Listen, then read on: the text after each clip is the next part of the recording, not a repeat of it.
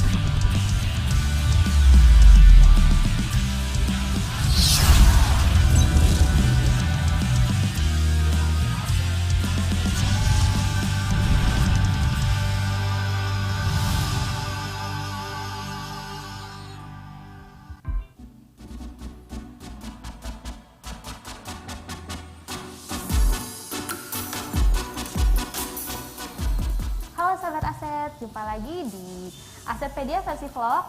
Nah, saat ini kita akan keliling ke salah satu aset kelolaan Elman, yaitu aset kondominium Kelapa Gading yang terletak di Jalan Pegangsaan 2, Kelapa Gading, Jakarta Utara. Jadi, aset kondominium Kelapa Gading ini merupakan aset X Badan Penyihatan Perbankan Nasional dan aset X Perusahaan Pengelolaan Aset atau PPA. Aset tersebut diserahkan kepada Kementerian Keuangan pada tahun 2015 dan ditetapkan menjadi barang milik negara. Dan pada akhir tahun 2019, aset tersebut diserah kelolaan kepada Elman. Dan aset kelolaan Elman di sini terdiri dari 6 unit yang terdapat di Tower A, Tower B, Tower C, dan Tower E. Nah, dan sekarang kita ada di Tower E. Dan ke-6 unit tersebut terdiri dari 2 bedroom dan 3 bedroom. Nah, sekarang kita akan keliling ke unit 406A dan di situ ada 2 bedroom ya. Yuk langsung kita masuk aja.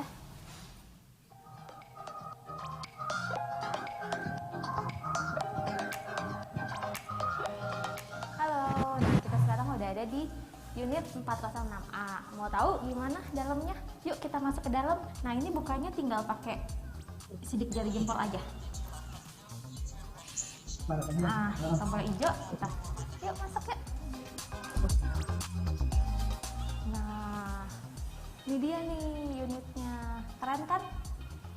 Jadi sahabat aset kalau misalnya menyewa di unit Kelapa Gading ini, sahabat aset udah dapat full furnish ya, seperti sahabat aset lihat bisa ada sofa. Ini baru semua ya, sofa, lalu meja, dan di sini ada TV. TV-nya juga baru semua ya ini, dan TV LED-nya besar banget. Di sini ada rak TV. Nah, ini baru juga. Nah, ini baru. Tadi belum dibuka. TV-nya baru. Lalu di sini ada rak untuk naruh-naruh barang atau hiasan. Di sini ada meja samping. Lalu di sini kita bisa lihat ada kursi untuk makan malam bersama keluarga atau makan siang untuk sarapan. Nah, ini kamar tidur utamanya udah ada. Tempat tidurnya baru ya, masih diplastikin. Lalu ini ada meja riasnya, ya semuanya keren banget. Ini ada kursinya. Lalu ini ada lemarinya. Nah, ini semuanya baru ya. Lalu ini ada standing lampnya, masih diplastikin juga, masih baru. Nah, ini nih yang paling penting, ada TV-nya. Lalu ada rak TV. Nah, coba kita dan ada AC-nya ya. Sini udah sediain AC. Nah, ini udah sediain juga kalau misalnya anak atau temennya yang mau menginap di sini disediakan tempat tidur. Ada bantal dan gulingnya juga, baru ya semuanya ya. Lalu ada meja, kursi, dan ini pastinya tetap ada lemari. Ini dia kamar mandinya. Bagus sahabat aset, ini baru semua ya dan baru direnov juga. Di sini ada wastafelnya, ada kacanya yang lumayan besar banget untuk cewek-cewek ini pastinya suka. Di sini ada kloset dan sini ada shower.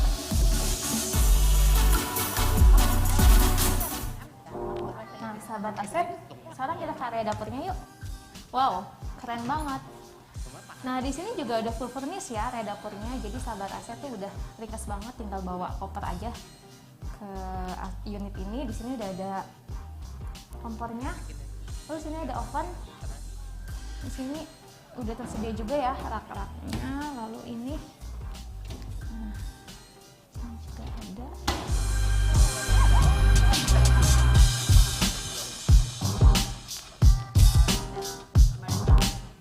Oke, sekarang kita ke bagian belakang.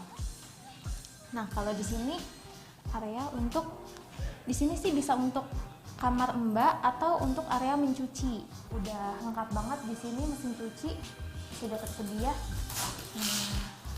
Oke. Lalu di sini ada jemurannya juga. Dan di sini ada, di sini ada kamar mandi untuk di belakang mau nyuci atau buat mbaknya. Nah, sahabat aset, tadi kita sudah keliling di aset kondominium Kelapa Gading di unit 406A Tower E. Nah, apabila sahabat aset ingin bekerja sama atau ingin menyewa salah satu aset keuangan Elman, bisa langsung menghubungi tim marketing Elman atau melalui sosial media Elman di Instagram @belu.elman atau website elman.kemenq.go.id. Sampai jumpa di vlog Asetpedia selanjutnya. Bye!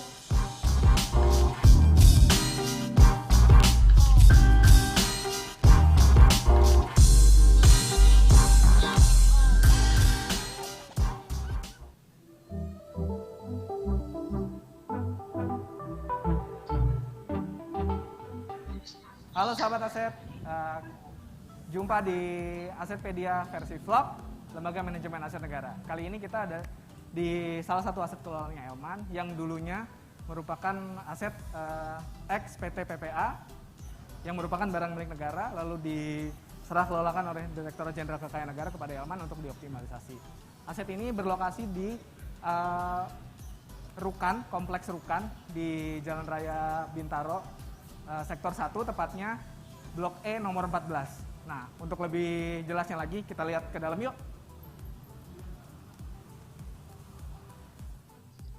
Nah, sahabat aset ini tuh udah kosong puluhan tahun yang lalu gitu. Nah, terus pas saat diserah kelolakan ke Elman itu, bentuknya masih kurang baik lah gitu ya, masih ada beberapa tembok-tembok yang kotor, rontok, lantainya juga masih kurang bagus. Terus, nah Elman saat dapat aset ini, merenovasi aset supaya lebih mudah diserap oleh pasar dan pasar juga tertarik untuk menyewa aset ini. Nah, aset ini sendiri itu terdiri dari 3 lantai, luasnya itu luas tanahnya 75 meter persegi, luas bangunannya 212 meter persegi. Jadi karena dulunya bekas bank ya, jadi ada kayak ruang-ruang kosong gitu di belakang sini yang bisa mungkin dimanfaatkan sebagai kayak tempat back office atau misalkan kasir kalau misalkan sahabat aset itu mau buka usaha gitu ya. Itu di lantai 1 nih kayak gini keadaannya. Nah, sekarang kita naik ke lantai 2 yuk.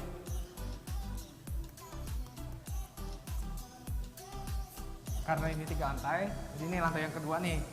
Dan instalasi fasilitas juga udah terpasang loh ya. Jadi udah ada listrik, udah nyala juga lampu-lampunya. Terus ada wastafel juga di ujung sini, terus ada kamar mandi juga udah terinstall dengan baik. Jadi sahabat aset udah nggak perlu, PR-nya udah nggak banyak lah kalau mau mengoptimalisasi atau menyewa aset kelolanya Elman yang ini. Kamar mandinya juga ya standar Rukan sih ya.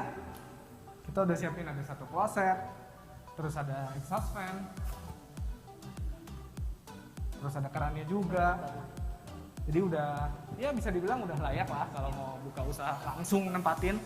Paling sahabat aset perlu nambahin aja kayak misalkan AC gitu ya. Di beberapa titik juga udah disiapin tuh titik-titik AC, jadi tinggal pasang, colok, beres ya.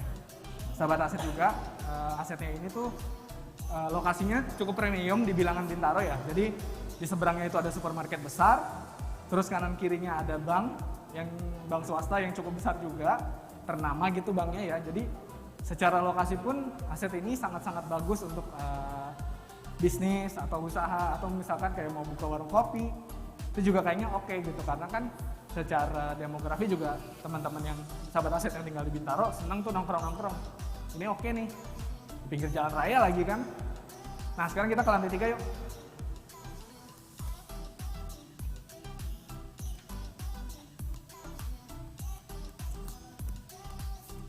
Nah, ini udah di lantai paling atas, di lantai 3.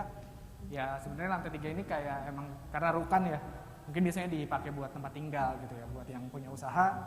Biasanya pegawainya tidur ya di lantai 3 gitu. Di lantai 3 ini juga udah cukup banyak ya titik-titik AC, udah ada tuh, ada 2. Terus juga udah ada MCB terpasang, stop kontak ada di sini, ada 2 titik. Terus di tiap lantai juga Elman udah menyediakan APAR, alat pemadam kebakaran. Biasanya tadi di lantai 2 itu ada 2 juga, di lantai 3 juga ada 2. Jadi udah lengkap banget deh. Udah siap banget nih buat disewa sama sahabat aset semuanya. Nah, kalau sahabat aset itu udah lihat-lihat ini, tertarik, hubungin aja tim marketingnya Elman, teman-teman Elman di nomor yang ada di bawah sini. Nanti teman-teman kita, tim Elman akan siap melayani semua pertanyaan sahabat aset, atau sahabat aset mau datang ke sini, mau lihat-lihat juga bisa menghubungi nomor yang tadi. Jadi bilang aja mau kunjungan gitu, mau lihat aset yang di Bintaro. Oke, segini aja edisi Asetpedia Vlog untuk kali ini. Jumpa lagi di Asetpedia berikutnya, di aset, tentu saja di aset-aset kelolaan Elman yang berbeda. Bye.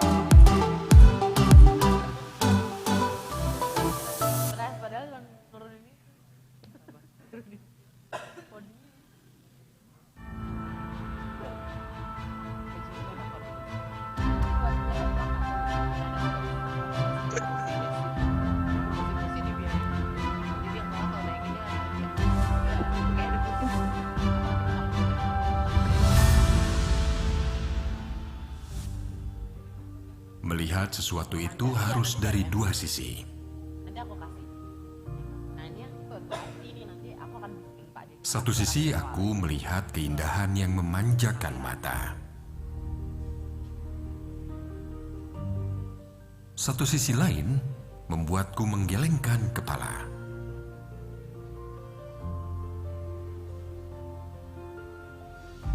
Ternyata keseimbangan itu harus ada. Keseimbangan itu proses. Keseimbangan itu butuh kerja keras. Tantangan itu pasti ada. Kita harus percaya kalau kita bisa membangun asa, tergugah dari rasa gelisah dan semangat kontribusi untuk negeri. Kami, Lembaga Manajemen Aset Negara, hadir menjadi penggerak optimalisasi barang milik negara.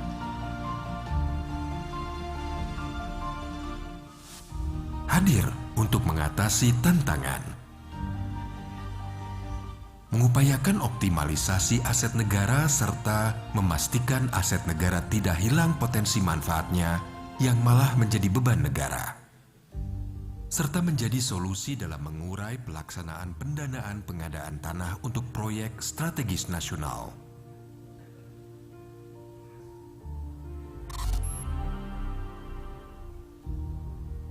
Terobosan dan inovasi pada tata kelola hadir sebagai bahan bakar penggerak optimalisasi aset negara dan katalisator proyek strategis nasional. Optimalisasi aset negara mendukung pengelolaan aset negara yang berkesinambungan dan memberi manfaat kepada masyarakat dan negara. Dibutuhkan sinergi dan kolaborasi. Ladies and gentlemen, we're about to begin. We invite you to Sasono Mulyo Ballroom 3 to enter the seminar room. Once again, ladies and gentlemen, we are about to begin the seminar. We invite you to Sasono Mulyo Ballroom 3 to enter the seminar room. Proyek strategis nasional. Lembaga Manajemen Aset Negara atau ELMAN adalah BLU di Kementerian Keuangan yang mendapatkan kepercayaan atau amanah untuk melaksanakan optimalisasi aset negara serta turut berkontribusi di dalam pendanaan pengadaan lahan proyek strategis nasional. Kreativitas, inovasi, yang kemarin lah, kerja cerdas, yang kemarin lah ini apa? kata kunci dalam optimalisasi aset negara. Di sisi lain, sinergi, kolaborasi, dan senantiasa menerapkan tata kelola yang baik merupakan kata kunci dalam pelaksanaan pendanaan lahan proyek strategis nasional. Bersama ELMAN, kita optimalisasikan aset negara supaya memberikan manfaat yang sebesar-besarnya, baik secara finansial. Ladies and gentlemen, there are still a lot of empty chair in the forward. So we would like to invite you to fill the empty chair in the forward first before we begin the seminar today. Lembaga Manajemen Aset Negara, ELMAN, hadir menggerakkan sinergi, mengelola dan melakukan optimalisasi aset negara. Untuk kita, masa depan generasi dan kesejahteraan Indonesia.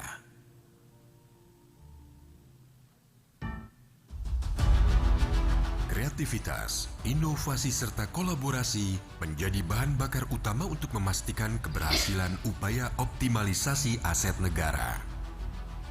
Mengerjakan optimalisasi aset negeri tidak akan terjadi bila kerja sendiri.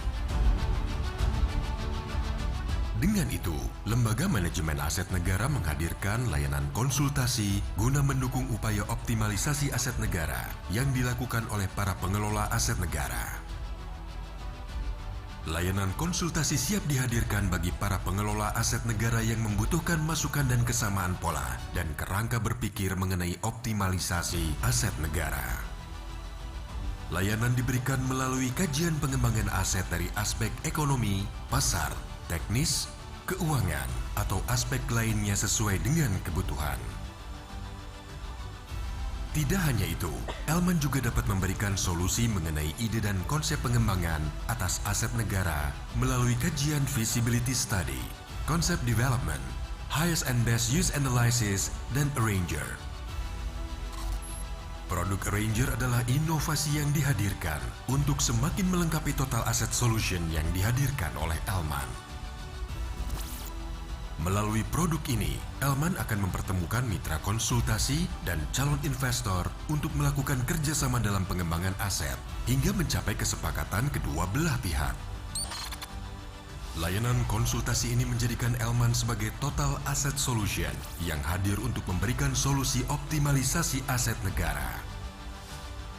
Bersama, kita bisa saling dorong dan saling dukung untuk memastikan aset negara bekerja dan bermanfaat untuk bangsa.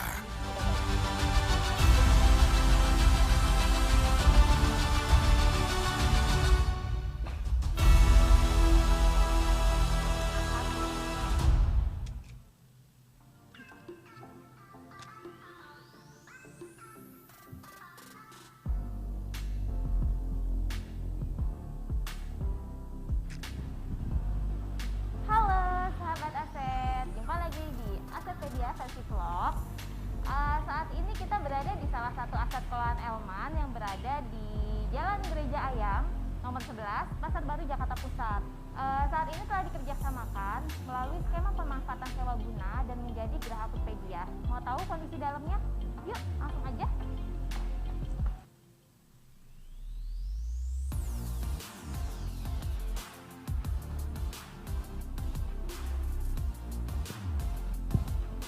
Jadi dulu kondisi asetnya masih belum seperti ini sahabat aset, masih butuh banyak renovasi dan masih banyak pihak-pihak yang tidak berhak menduduki bangunan ini. Namun saat ini sudah teroptimalisasi menjadi Geraha Foodpedia, di mana lantai satunya terdapat kedai makanan siap saji dan barber shop.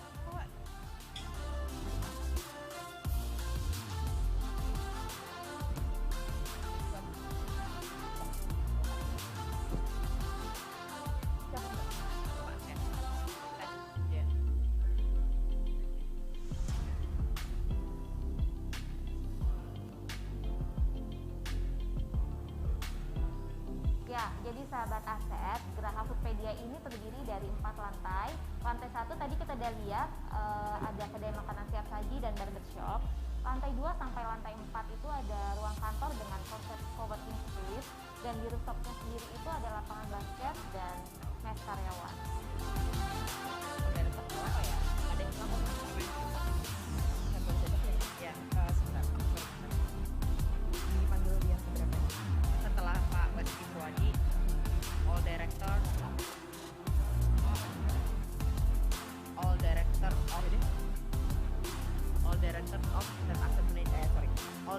of Set Asset Management, Direktorat Jenderal.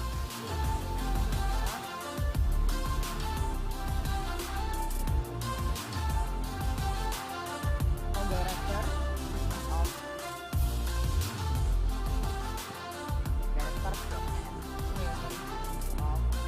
Set Asset, of Direktorat Jenderal of Set Asset Management.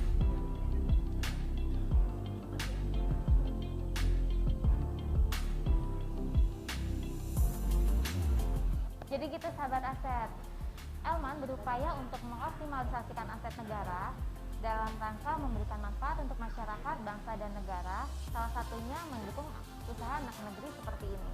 Nah, apabila sahabat aset ingin bekerja sama atau menyewa salah satu aset kelolaan Elman, bisa langsung menghubungi kami di nomor sapa Elman atau melalui sosial media Elman. Nah, karena udah jam makan siang, sampai jumpa di Asetpedia versi vlog selanjutnya. Dah, sahabat aset.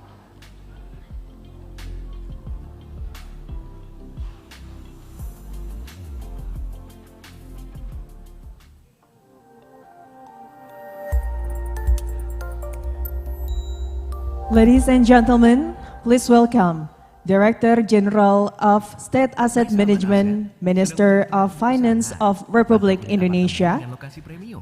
Mr. Elman Ronald mengelola aset negara Silaban. seperti ini loh. Yuk cari tahu bagaimana caranya untuk menjadi mitra optimalisasi aset kelolaan Elman. Penawaran calon mitra, letter of intent, terus calon mitra setuju, invoice diterbitkan, calon mitra bayar, serah terima, baru tanda tangan perjanjian. Calon mitra menyampaikan surat dalam bentuk fisik maupun melalui email ke info.elman@kemenq.go.id. Ditujukan kepada pimpinan Elman dengan mencantumkan nama, alamat lengkap, tujuan optimalisasi, dan harga penawaran. Surat yang diterima akan diproses oleh tim Elman dan akan dianalisis terlebih dahulu atas penawaran yang disampaikan. Tim Elman akan membalas penyampaian minat dengan melakukan follow up langsung ataupun juga langsung menyampaikan letter of intent kepada calon mitra. Lalu akan dilaksanakan proses negosiasi antara Elman dengan calon mitra berdasarkan letter of intent yang sudah disampaikan. Jika calon mitra menyetujui letter of intent yang disampaikan, maka Elman akan menerbitkan invoice sebesar angka yang harus dibayarkan yang disetujui oleh calon mitra pada letter of intent. Calon mitra melakukan pembayaran melalui virtual account yang disampaikan oleh tim Elman pada invoice pada pembayaran yang terkonfirmasi. Setelah pembayaran terkonfirmasi, maka tim Elman akan menghubungi mitra optimalisasi aset dan akan dilaksanakan serah terima sesuai dengan tanggal yang sudah disepakati pada letter of intent. Bersamaan dengan itu, Elman akan memproses surat perjanjian optimalisasi aset yang akan disampaikan kepada mitra. Jika ada kesepakatan atas perjanjian tersebut, maka perjanjian ditandatangani oleh mitra optimalisasi aset dan juga Elman. Gampang kan sahabat aset? Makanya, yuk optimalisasikan aset negara. Dengan menjadi mitra Elman, sahabat aset berkontribusi terhadap penerimaan negara bukan pajak, serta teroptimalkannya aset negara.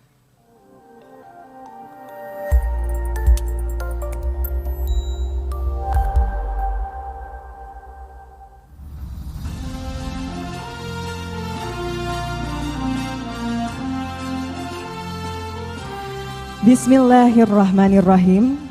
Assalamualaikum warahmatullahi wabarakatuh. Shalom, Om Swastiastu, Namo Buddhaya, Salam Kebajikan.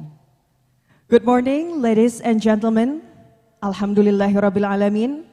We pray to the presence of Allah, the Almighty God, and salawat to the Prophet Muhammad sallallahu alaihi wasallam, so that we can attend the international seminar this morning.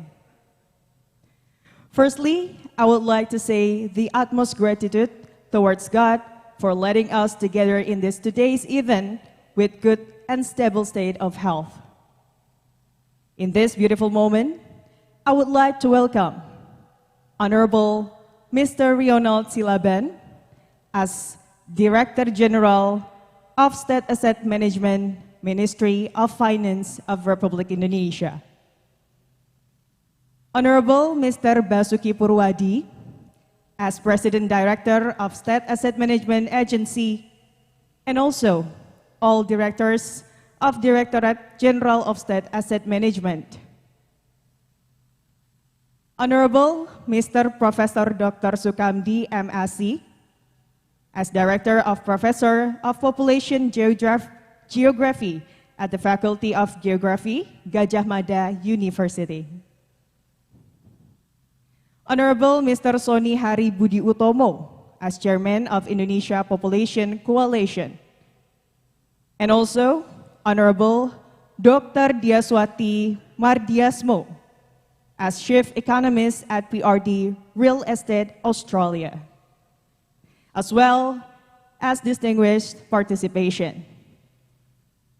Ladies and gentlemen, today I, Fida Alatas, will be the master of ceremony of this very special occasion, namely, Reimagining Jakarta Future, Perspective on Socio-Demographic Change and Land Value Capture from State Asset Optimizing.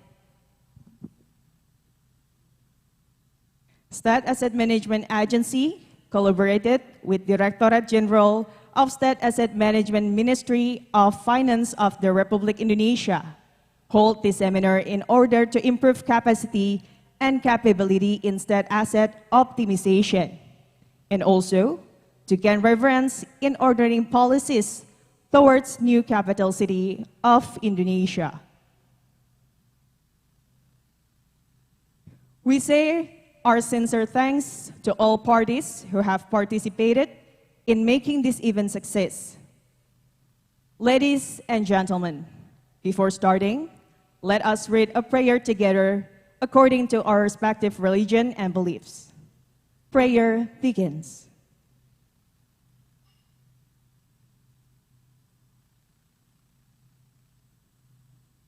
Prayer is over.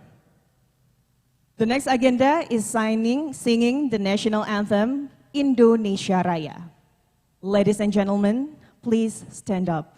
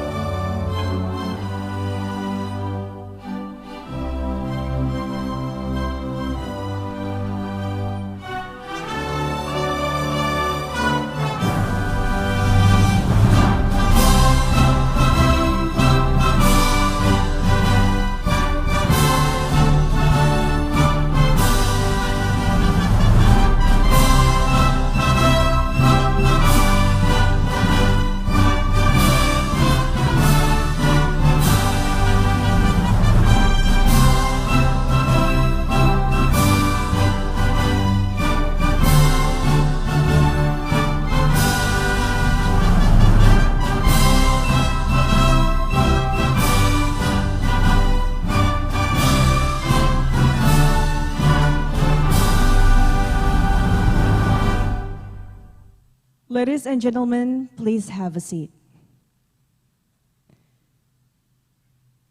Ladies and gentlemen, to begin the opening ceremony today, there is the report delivered by Mr. Basuki Purwadi as President Director of State Asset Management Agency.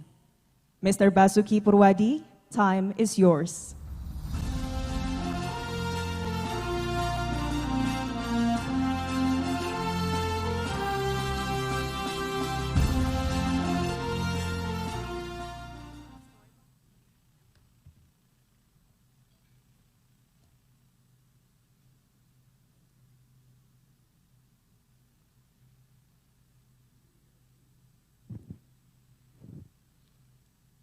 Bismillahirrahmanirrahim. Assalamualaikum warahmatullahi wabarakatuh. Salam sejahtera untuk kita semua. Sebelumnya saya ingin menyampaikan dahulu ya. Tadi saya lirik-lirikan sama Pak Rio. Bapak disiapin bahan pakai bahasa apa? Saya bilang. Bahasa Indonesia. Saya 2 Pak disiapinnya. Ya sudah nanti gaduh-gaduh saja katanya. Baik,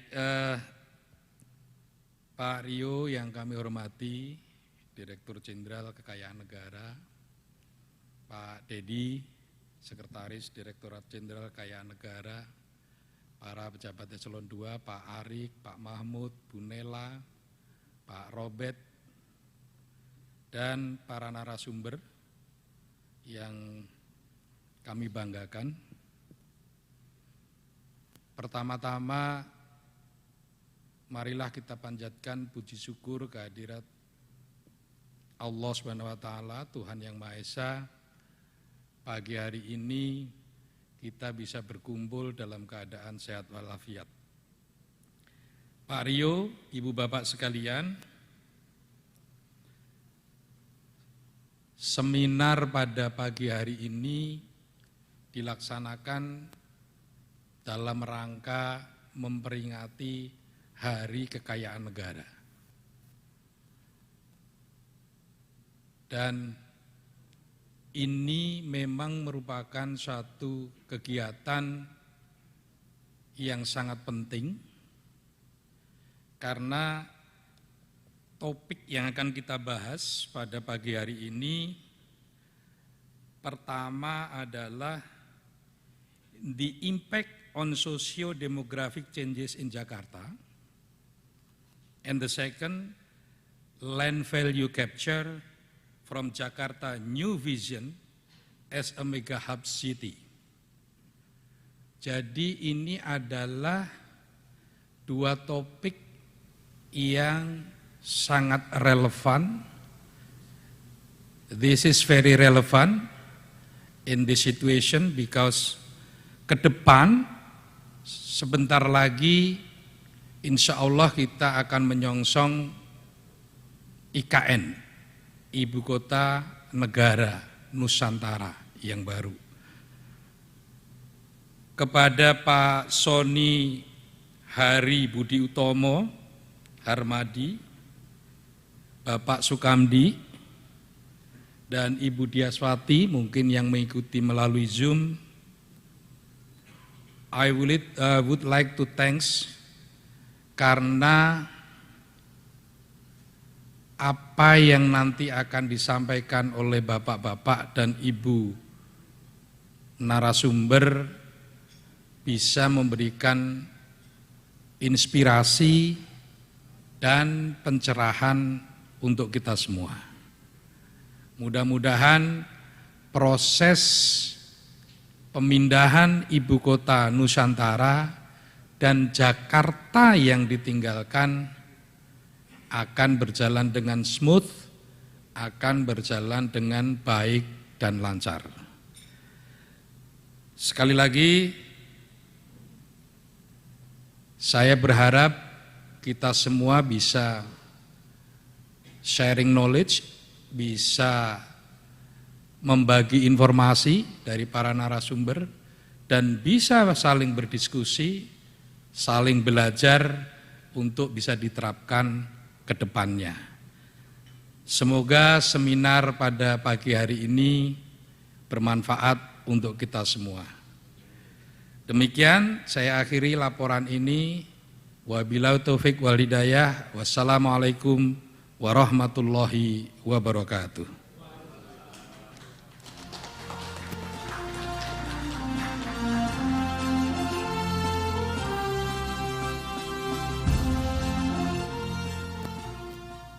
Thank you, Mr. Basuki Purwadi, for the speech. Ladies and gentlemen, next we will to hear direction and keynote speech from Mr. Ronald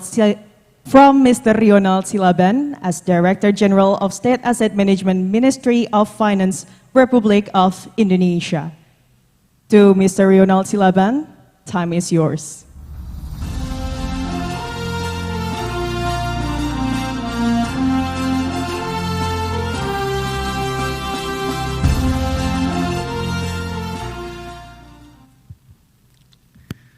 Yang saya hormati para pimpinan tinggi pratama di lingkungan DJKN, Pak Bas, Dirut dari Elman dan kawan-kawan sekalian dari Elman, para narasumber yang hadir bersama kita hari ini, Pak Kamdi dan juga Pak Budi, Pak ya panggilan, Pak Soni, Pak Budi, dan semuanya yang hadir di sini.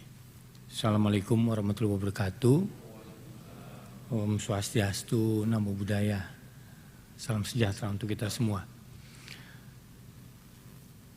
Tadi pidatonya Pak Bas benar-benar laporan. Laporan bahwa akan ada seminar. Saya pikir Pak Bas akan touch some content gitu ya. Tapi betul-betul laporan. Yang kedua, betul tadi Pak Bas tanya sama saya bilang saya pakai bahasa Indonesia karena saya tanya pesertanya siapa, kebanyakan kalau nggak hampir semuanya adalah kawan-kawan kita di Elman. Tapi memang kita di Indonesia perlu sedikit-sedikit pakai bahasa Inggris supaya kelihatan agak terpelajar sedikit mungkin. Itu kalau saya lagi kunjungan ke kawan-kawan di vertikal. Anyway, pertama-tama kita ucapkan syukur kehadirat Tuhan Yang Maha Esa karena atas rahmat karunia-Nya kita semua diberikan berkah kesehatan sehingga dapat hadir di sini secara fisik dan juga ada yang hybrid terkait dengan seminar kita hari ini, yaitu Reimagining Jakarta Future, Perspective on Socio-Demographic Changes and Land Value Capture from State Asset Optimizing, yang dilaksanakan oleh Elman berkolaborasi dengan kami di DJKN dalam rangka Hari Kekayaan dan Hari Uang Republik Indonesia. Jadi waktu saya duduk, saya lihat Hari Uang itu sudah 77 tahun. Sementara Hari Kekayaan Negara baru 17 tahun. Jadi memang kita memerlukan waktu untuk ngerti berapa kayanya kita sebetulnya. Dan pada saat yang bersamaan kita perlu waktu untuk mengerti bahwa kekayaan itu harus dijaga dengan baik-baik.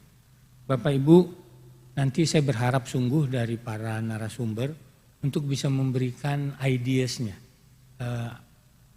Saya mengerti bahwa tidak mungkin dalam seminar ini segala sesuatu menjadi sempurna. Tapi sebetulnya yang kita inginkan dari para narasumber dan juga kawan-kawan yang mengikuti diskusi adalah what are the best ideas yang bisa kita tuangkan dalam rangka membantu untuk melihat Jakarta setelah terjadinya kepindahan ibu kota. Dalam pengalaman saya, ini pengalaman yang saya peroleh setelah saya menjadi Dirjen Kekayaan Negara, sebetulnya ideas is very important. Tapi yang paling penting adalah eksekusi. Nah ini yang menurut saya, kalau kita bicara Jakarta, karena kebetulan saya dari kecil tinggal di Jakarta tanpa mengurangi rasa hormat kepada Bapak Ibu yang bukan tinggal di Jakarta. Jadi dan itu saya rasa terjadi di semua perkembangan kota. Yang menentukan itu sebetulnya nanti setelah rencana adalah eksekusinya. Apakah pemerintahannya itu taat dan tertib terhadap rancangan yang sudah diambil. Nah itu menurut saya kekurangannya dan saya juga berharap selain soal ide-ide mungkin Bapak Ibu narasumber juga bisa memberikan kita bagaimana cara kita bisa melakukan locking sehingga ketentuan itu bisa terjaga. Berdasarkan laporan yang saya terima dari kawan-kawan dan dalam diskusi saya dengan beberapa orang, ternyata di Jakarta ini banyak aset BUMN dan saya nggak usah sebutin tempatnya. Unfortunately terhadap aset-aset BUMN itu bisa dilakukan pendudukan dan kita sulit menertibkannya. Dan tentu menertibkannya tidak hanya di DJKN tapi harus segala pihak. Kenapa saya ingin menyampaikan soal ini? Karena di dalam diskusi kita dengan beberapa pihak terkait dengan kepindahan ibu kota Jakarta, kita melihat apakah sebetulnya aset pemerintah pusat yang merupakan BUMN itu cukup signifikan untuk bisa membantu mengkonsolidasikan kepentingan yang lebih besar. Dalam arti bisakah aset yang kita miliki ini itu memiliki suatu dampak kalau kita duduk bersama-sama dengan Pemda DKI sehingga bisa membantu Pemda DKI untuk melakukan rekonfigurasi when needed. Itu yang utama yang sebetulnya harus kita lihat. Dalam hal itu tidak cukup material, dan apa yang harus kita lakukan supaya kita bisa berkontribusi terhadap kehidupan Jakarta yang lebih baik. Nah, memang penyelenggaraan seminar pada hari ini memiliki topik yang sangat relevan. Ini kaitannya adalah bagaimana ketika terjadi pemindahan geografis tersebut, bagaimana kita bisa membantu Jakarta dan masyarakatnya untuk mengatasi perubahan sosial, ekonomi, dan juga lingkungan yang signifikan. Dan pada saat yang bersamaan, kita juga mencoba untuk melihat apakah perpindahan itu dan kapan serta berapa lama perpindahan itu akan menimbulkan dampak signifikan terhadap sosial dan ekonomi. Nah, ini yang juga kita perlu lihat secara bersama-sama. Mungkin ini bukan cuma sekedar 5-10 tahun, kita bisa lihat bahwa apakah setelah 10 tahun maka Jakarta akan berubah. Nah, itu yang sebetulnya kami juga berharap nanti dapat masukan dari para narasumber dan tentu dari para peserta sekalian untuk memberikan pertanyaan sehingga para narasumber bisa membantu kita untuk mengetahui lebih dalam atau kalau perlu kita harus melakukan pendalaman selanjutnya. Dalam diskusi-diskusi kami dengan bagian pemerintah Jakarta, kita juga mendapatkan pertanyaan bagaimana Jakarta dapat terus mendorong pertumbuhannya dalam hal pemerintahan, pusat pemerintahan telah sungguh-sungguh pindah ke ibu kota yang baru, yaitu ibu kota Nusantara. Nah, oleh karena itu isu-isu tersebut kiranya bisa dapat menjadi fokus pembahasan yang perlu dikupas, dan saya juga mendorong DJKN selaku regulator dan juga Elman selaku BLU yang diharapkan melakukan optimalisasi aset untuk dapat menjadi pionir di dalam menggali isu-isu seperti ini. Ibu Menteri Keuangan berulang kali menyampaikan kepada kami harapan besarnya kepada Elman.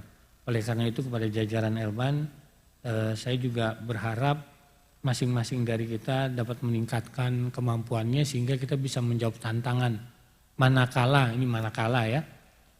kemudian ternyata terhadap aset pemerintah pusat itu seluruhnya dipercayakan kepada Elman. Which is, I think, it's a very big job for Elman, kan gitu ya Pak Bas ya. Jangan sampai nanti dinyatakan ini anak bayi disuruh makan steak, padahal harusnya makan bubur gitu. That's another issue. Jadi saya rasa we can have a very frank and open discussion, karena intinya buat kami adalah bagaimana para narasumber ini bisa melengkapi kawan-kawan di Elman. Dan tentu diskusi seperti ini tidak hanya sekali, ini akan terus berulang-ulang karena kami juga terus mencoba mencari jawaban yang terbaik dari apa yang harus kita lakukan dalam rangka terjadinya pemindahan ini. Akhir kata, sekali lagi saya ingin mengucapkan terima kasih atas kehadiran Pak Sony Haribudi Utomo dan juga Pak Kamdi dan juga Bu Diaswati Mardiasmo selaku narasumber kita. Terima kasih. Wassalamualaikum warahmatullahi wabarakatuh.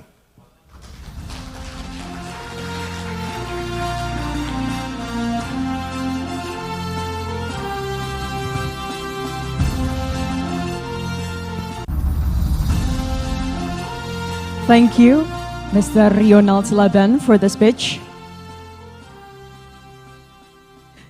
Distinguished participant, before we begin the seminar, we would like to invite our speakers to the stage to express our gratitude to the honorable speakers. We would like to reward token of appreciation. To Mr. Soni and Mr. Sukamdi, please welcome to the stage, and also to Mrs. Asti, we'd like to give the token of appreciation virtually. We invite Mr. Ronald Silaban, accompanied by Mr. Basuki also, to reward the token of appreciation to the speakers. Gentlemen, please.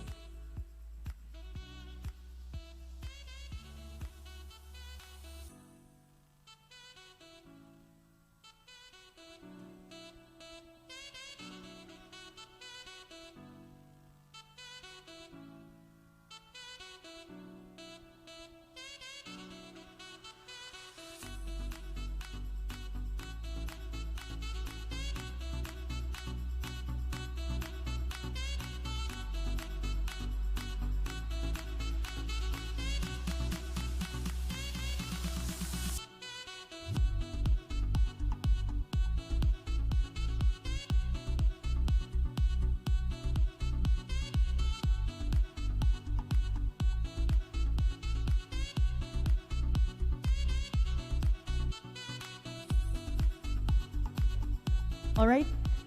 To all speakers and also Mr. Ronald and Mr. Basuki, please stay at stage. We would like to capture this moment. All right. Give applause for all the speakers and also Mr. Ronald and Mr. Basuki. Thank you, gentlemen.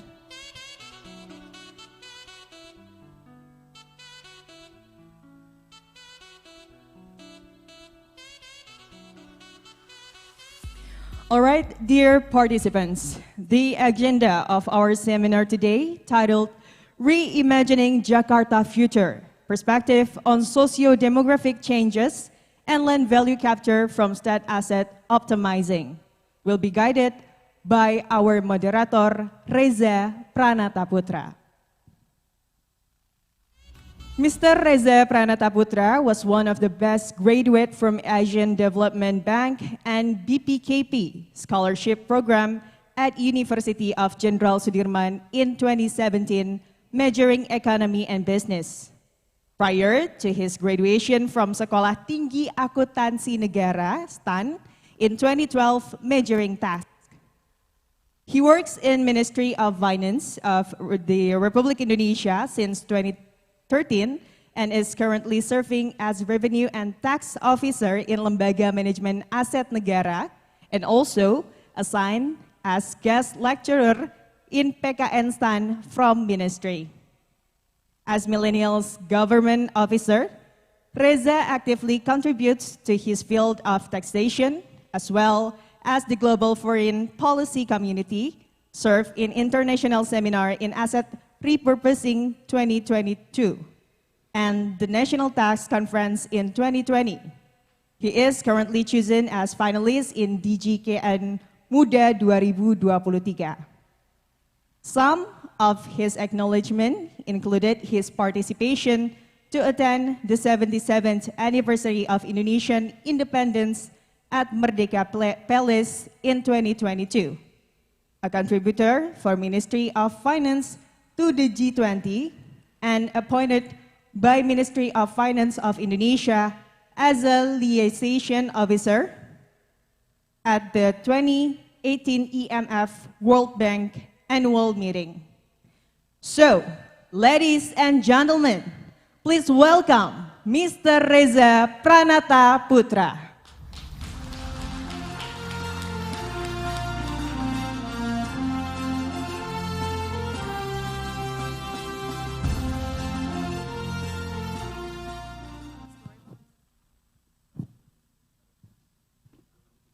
Bismillahirrahmanirrahim. Assalamualaikum warahmatullahi wabarakatuh. Salam, Om Swastiastu, Namo Buddhaya, Salam Kebajikan. The distinguished ladies and gentlemen, the guests, Director General of State Asset Management, Mr. Yono Silaban, good morning, Pak. The President Director of Lembaga Manajemen Aset Negara, or the State Asset Management Agency, Mr. Basuki Purwadi, good morning, Pak. Secretary of Director General of State Asset, Mr. Dedi, good morning, Pak. All the directors, all the leaders, all the heads, and distinguished guests from us. Welcome to the International Seminar, Reimagining Jakarta Future, Perspective on Socio-Demographic Changes and Land Value Capture for State Optimizing. Please give a big applause for our event for today. It is such an honor for me to standing here before you to become the moderator for this seminar. My name is Reza Pranata. I'm from Lembaga Manajemen Aset Negara. And thank you so much for the opportunity given to me so I can lead for this seminar for today. Okay, so I wish everyone in good condition, as well as it is a golden occasion for us to actually speak and discuss from three prominent speakers for today about land value captures and also the socio-demographic changes by Jakarta. Distinguished guest speaker, ladies and gentlemen, I start my moderator today by a pantun. From Cikini to Gondang Dia. Okay, cakep. It is international seminar. You might talk about handsome or cakep. Okay, I repeat once more, yeah. From Cikini to Gondang Dia. Handsome, okay. Lebak Bulus to Gandaria. Fasten your seatbelt, we are heading to Nusantara. But don't forget, please stay beloved Jakarta. Ladies and gentlemen, the government of Indonesia has decided to move the national capital city from Jakarta to Ibu Kota Nusantara. The relocation of the central government to IKN will impact many things. Of course, also one of the best things we need to really concern is about the government asset in Jakarta. As mentioned by Pak Rio on the speech, that there are many assets in Jakarta. Of course, Pak, based on the data, around 1,400 trillion rupiah of the government asset of Indonesia in Jakarta that will be potentially vacant and will be empty after the leaving of government to Nusantara. According to the IKN law, Article 27, we know that all the government assets that currently used by the ministry or the state institution will be transferred to the Ministry of Finance as the BMN managers. In this case, it is a Director General of the State Asset who will actually compete and will conduct on this organization. Based on the Bappenas on 2021, ladies and gentlemen, there are three kinds, at least the public demand on our BMN or our governmental asset. The first one is about how asset can work and contribute for the non-tax state revenue or contribute to the revenue for the country. Second is about the cost or the efficiency of the cost on the asset itself. And the last but not the least is about the creative financing based on the government poverty as the underlying asset. That's a demand from Bappenas on our debts. So we see that Jakarta will be no longer as the capital city of Indonesia. So there are certain discussion regarding about this. One of the very interesting issue is about Jakarta will play a role as a mega hub, center for trade, financial services, monetary affairs, capital investment licensing, as well as regional and global business activities. So during the transactions, this is the task of the central government to actually setting the standard and also the regulation regarding about the assets. So today, ladies and gentlemen, we will discuss a lot of things about the impact of the things regarding about our asset. There are two kind of the things for today we are going to discuss. First, about the land value captures as a very interesting issues of how the government's values could actually impact on the government assets. And the second one about the socio-demographic side, ladies and gentlemen, on the changes in the population, whether about 1,600,000 population of Jakarta will be leaving to Nusantara. So, without any further ado, I know that you are ready enough for discussing about that. There will be three prominent speakers, so I would like to inform there will be two session. The first session will be about land value captures, and the next session or the second session will be delivered about the socio-demographic purposes. So, into our first session today, the prominent speaker, as we know about land value capture itself. We will be hearing about the general overview of land value captures and identify the potential LFC from Jakarta development, also other important concerns related to the topic that need to be mentioned. Joining us from Brisbane, Australia, I would like to call Mrs. Diaswasti Mardiasmo. Please give a big applause, ladies and gentlemen. I start my speech. Good morning, Mbak Asti. Assalamualaikum.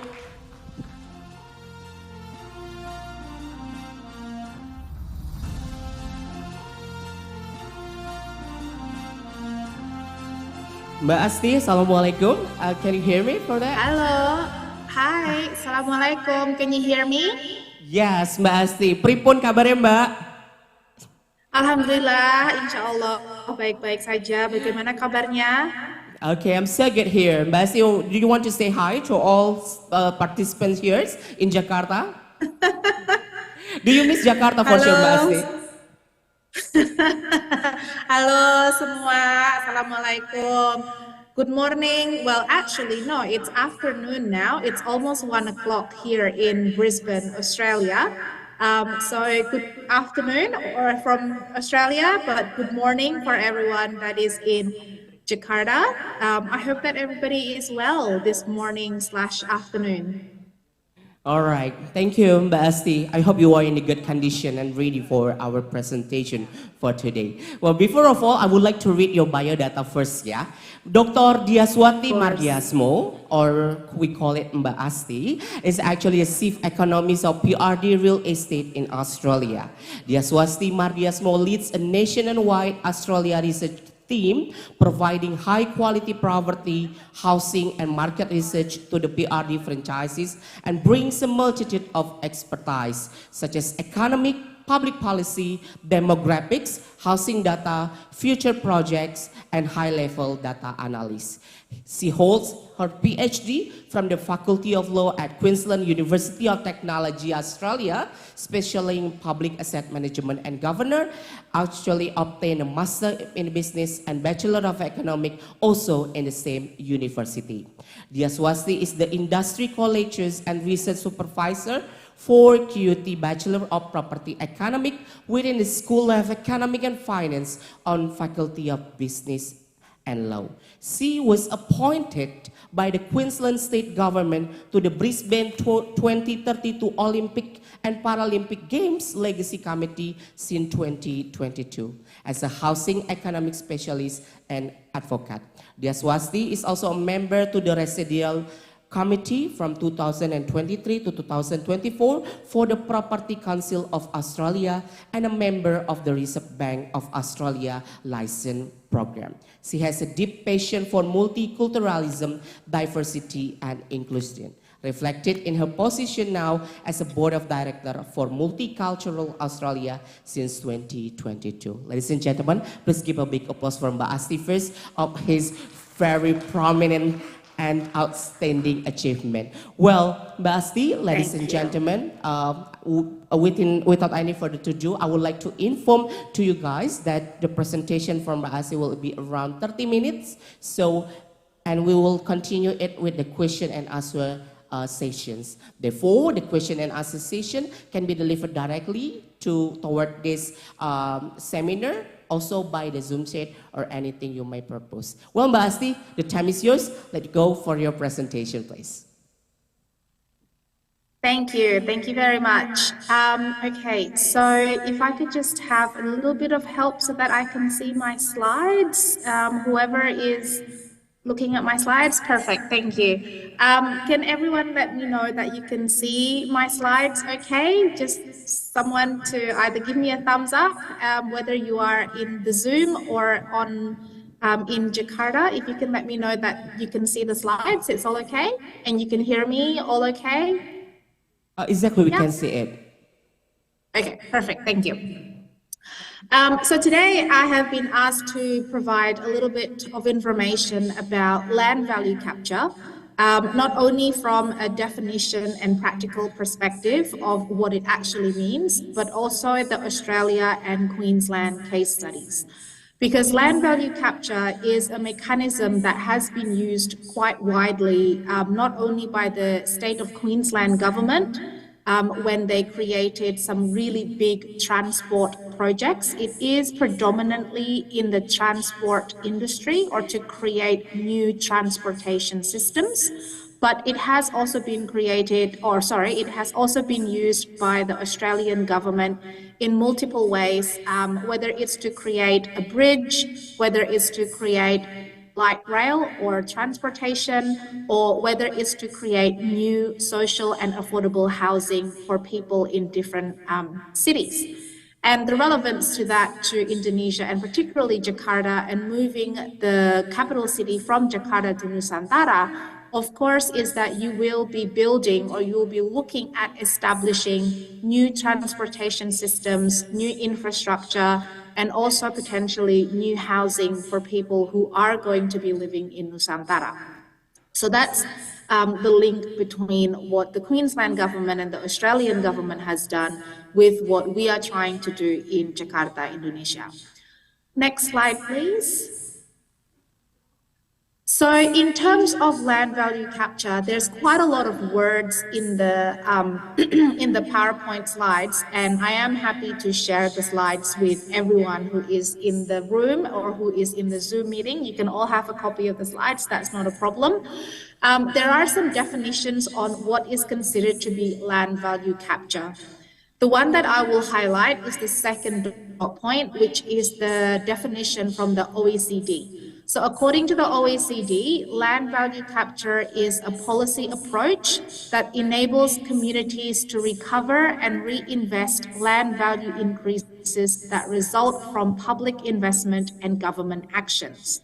So the first thing that we need to remember there is that anything, if we do want to use land value capture, it has to result or it has to come from any government investment or any public investment that will benefit the local people, aka the people who live in the area, right? That's number one.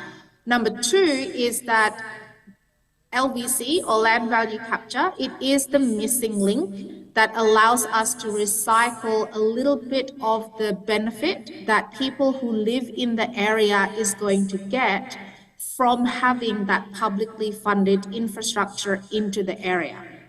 So a really, really simple way to think about land value capture is like this. So for example, if we think about it from a Nusantara perspective, we know that there's a lot of land in Nusantara, right? And we know that the land has a value. So whatever the value it might be, I'm just going to use very, very simple examples in economics and values. So maybe the land is valued at $100, right? And so that is the value of the land right now.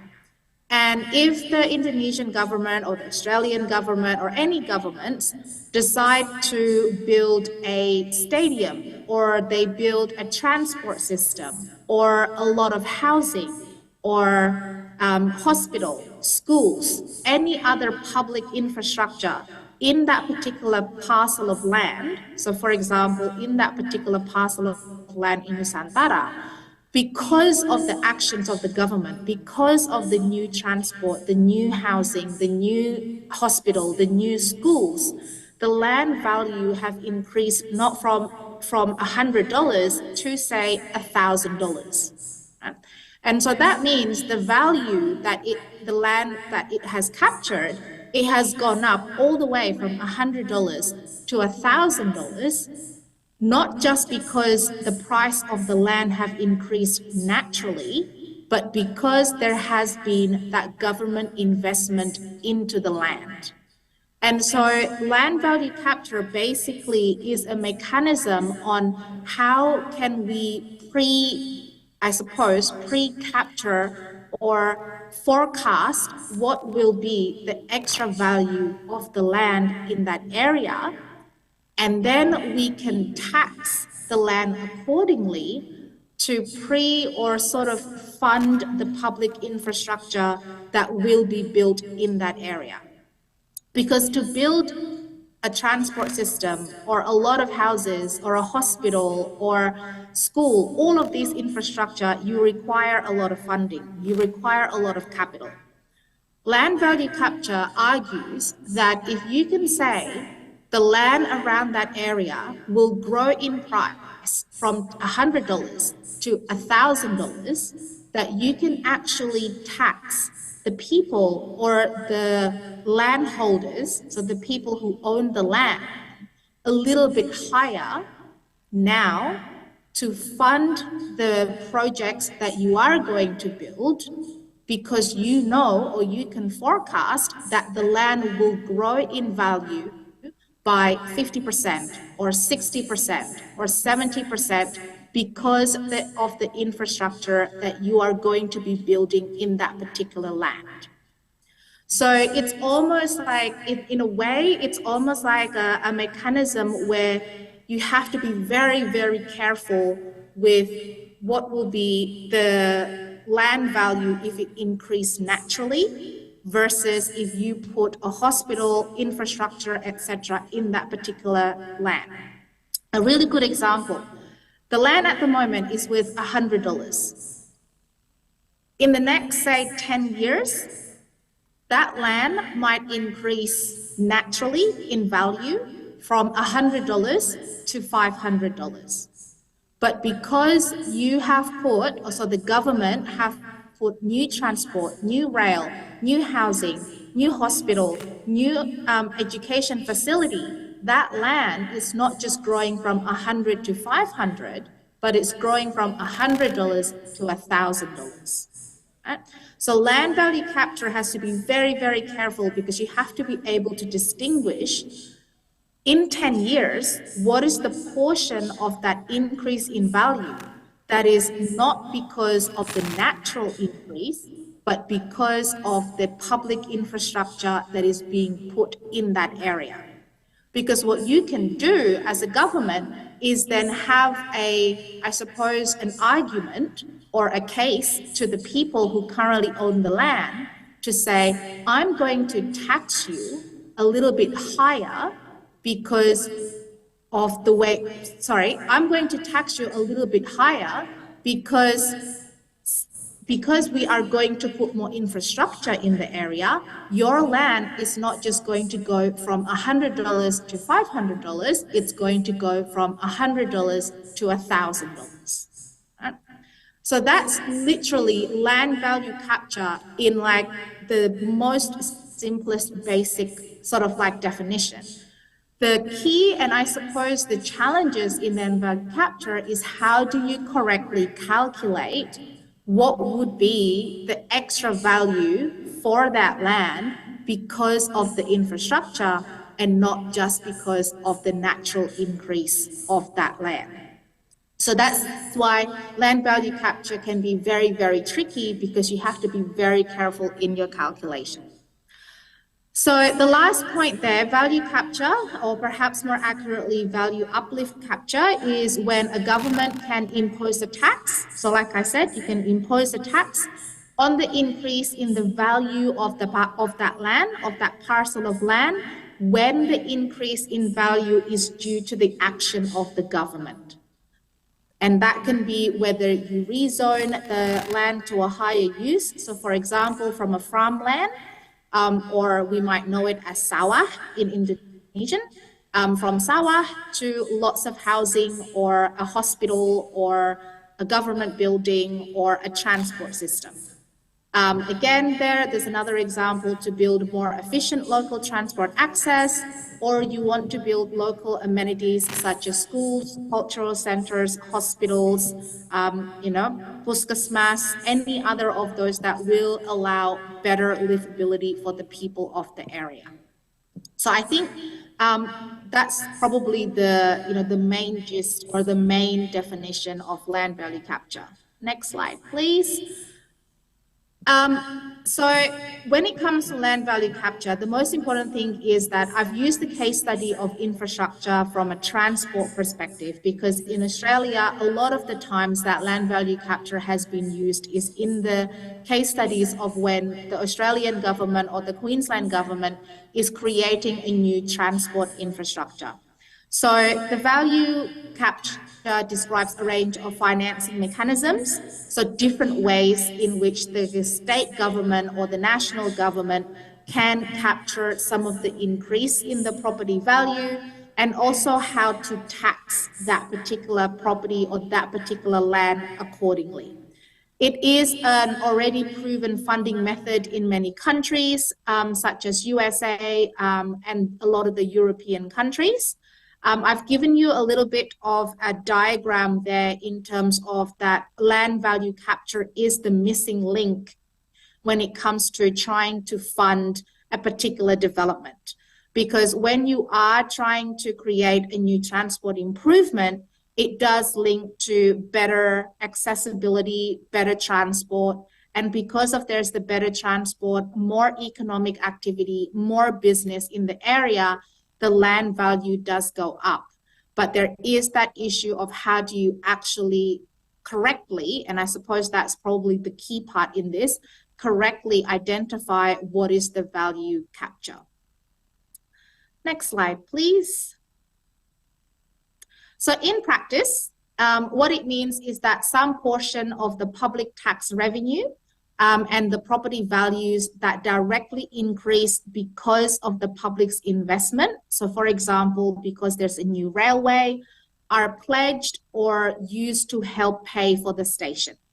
So like I said, it's a very much so a forecasting tool where you as the government forecast, okay, so the land value is going to grow, example, by 60% because of the new transport or the new housing or the new education, schools, etc., that we're going to put in that particular area. And because it is going to increase by 60% in the next 10, maybe 20 years, we're going to tax the people who own the land higher now so that we can use that public tax revenue to fund what is it that we're going to build. So that's why if you look at the graph that I've given you, a land value capture program is not a short-term program, right? The graph that I've given you shows a program that lasts for 20 years. And that's because a land value capture is done in a lot of different stages, where you might put in the transport system first, and then followed that by the housing, and then followed that by the school or the education program. And that can be in the first 5 years of that particular land development. And then it will start to grow in value as more people come to the area and as more people start to do business in the area. And that's in the sort of median term between 5 to 10 years of since the conception or the beginning of when the land is about to be developed. The real capture, I suppose, the real increase in value is something that you won't see until 10 years plus. Sometimes it can be up to 20 years. Sometimes you can start to see small gains in the second and third year after the development is finished, but that's normally about 5 to 10 years from the start of when you are starting to conceptualize the program and starting the land value capture program. So it is a very long-term sort of projection, and it's a very long-term forecasting tool, which is great in one way because you know that it is long-term, and that means it can sustain, and you have, as a government, you have more of a case and you have more of a reason to tax your people, because obviously people don't like taxes. They don't like it if the government say that we're going to tax you a little bit higher, but the land value capture forecasting allows you to give more reason and more justification as to why you would be taxing that particular landholder a little bit higher right now and in the next few years than per normal. However, the risk is, because it is a long-term program, is that you are forecasting quite a long way to the future. And so that means there is the argument that you might do it inaccurately, or you might, as I said before, incorrectly identify that the land value is going up naturally as opposed to because of the specific government action, specifically the public infrastructure that you are building, that you are putting into that land. So that's the key where I said about the natural increase might have been from $100 to $500, but because the government has put public infrastructure in it, it goes up from $100 to $1,000. Right? And it's capturing that extra difference that has to be really, really correct. And when you're trying to do this on a long-term basis for 20 years, there is a very good chance that there might be inaccuracies or that the calculation is slightly incorrect. So it seems fair and reasonable and straightforward on the surface that you are going to tax a particular group of landholders a little bit more now because their property or their land is going to increase potentially almost double in value because of the public infrastructure that is going to be built in the area, but it can quickly get very complicated and difficult to understand because of all of the other different taxes that is already being paid by the landholder. So I'm going to go through some of the examples a little bit later on to show why this is so complicated.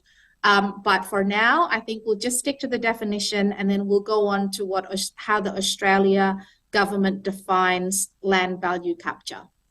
So next slide, please. So the Australian government issued a discussion paper in late 2016.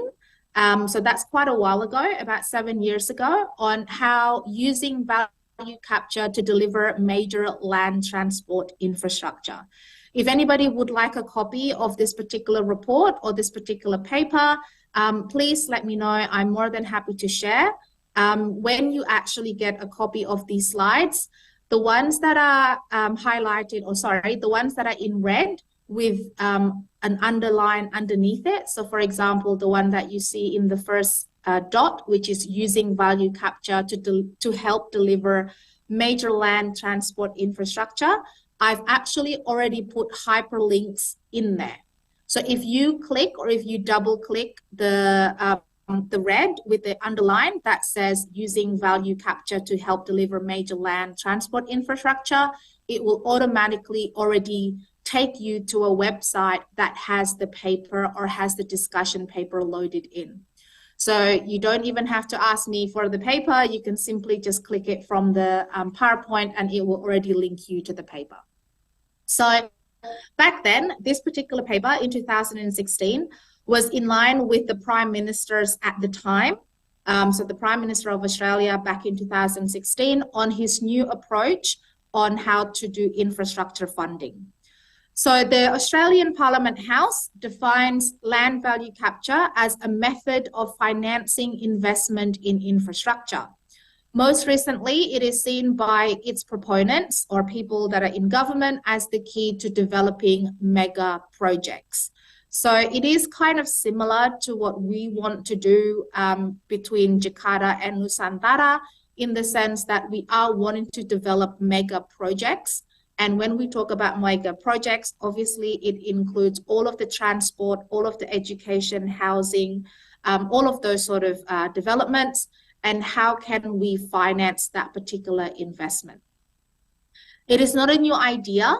Like I said, it's been used a lot around the world in a lot of different countries, but the use of it in Australia back then in 2016 was probably the very first time that land value capture became a real financing method for the Australian government. And it is becoming more common. So we've used land value capture more commonly now, not only for the national government, but also for all of the different state governments, specifically in Queensland and also New South Wales and Victoria. The value capture features prominently in the government's Smart Cities plan, and the way that the government has used it is that it is to fund a lot of their utopian city building aspirations. So that means their ideal city. So the way that you can kind of see it from an Indonesian perspective is, what is the ideal city that the federal government would like to achieve in Nusantara? What does the utopian city look like, right? What is the most ideal city that they would like to have? And then, of course, based on that, you can then start working what would be the financing mechanism on how to best fund that particular city. So value capture has helped connect a lot of capital cities and regional centres by funding a high-speed rail network along the Australia's east coast. So that means between Queensland, New South Wales and Victoria, or for most people, they probably know better between Brisbane, Sydney, Melbourne, and some of the places in Adelaide as well and in Canberra. So, you know, when it comes to land value capture, the Australian government have started using it from about 2016. It's a little bit more advanced now, and it has definitely been used in that mega projects to create the most ideal utopian cities that the government would like to see. Next slide, please. So what are the mechanisms that the Australian government uses? So the Australian Treasury, which is the equivalent to the Ministry of Finance in Indonesia, they use 4 key mechanisms when it comes to land value capture.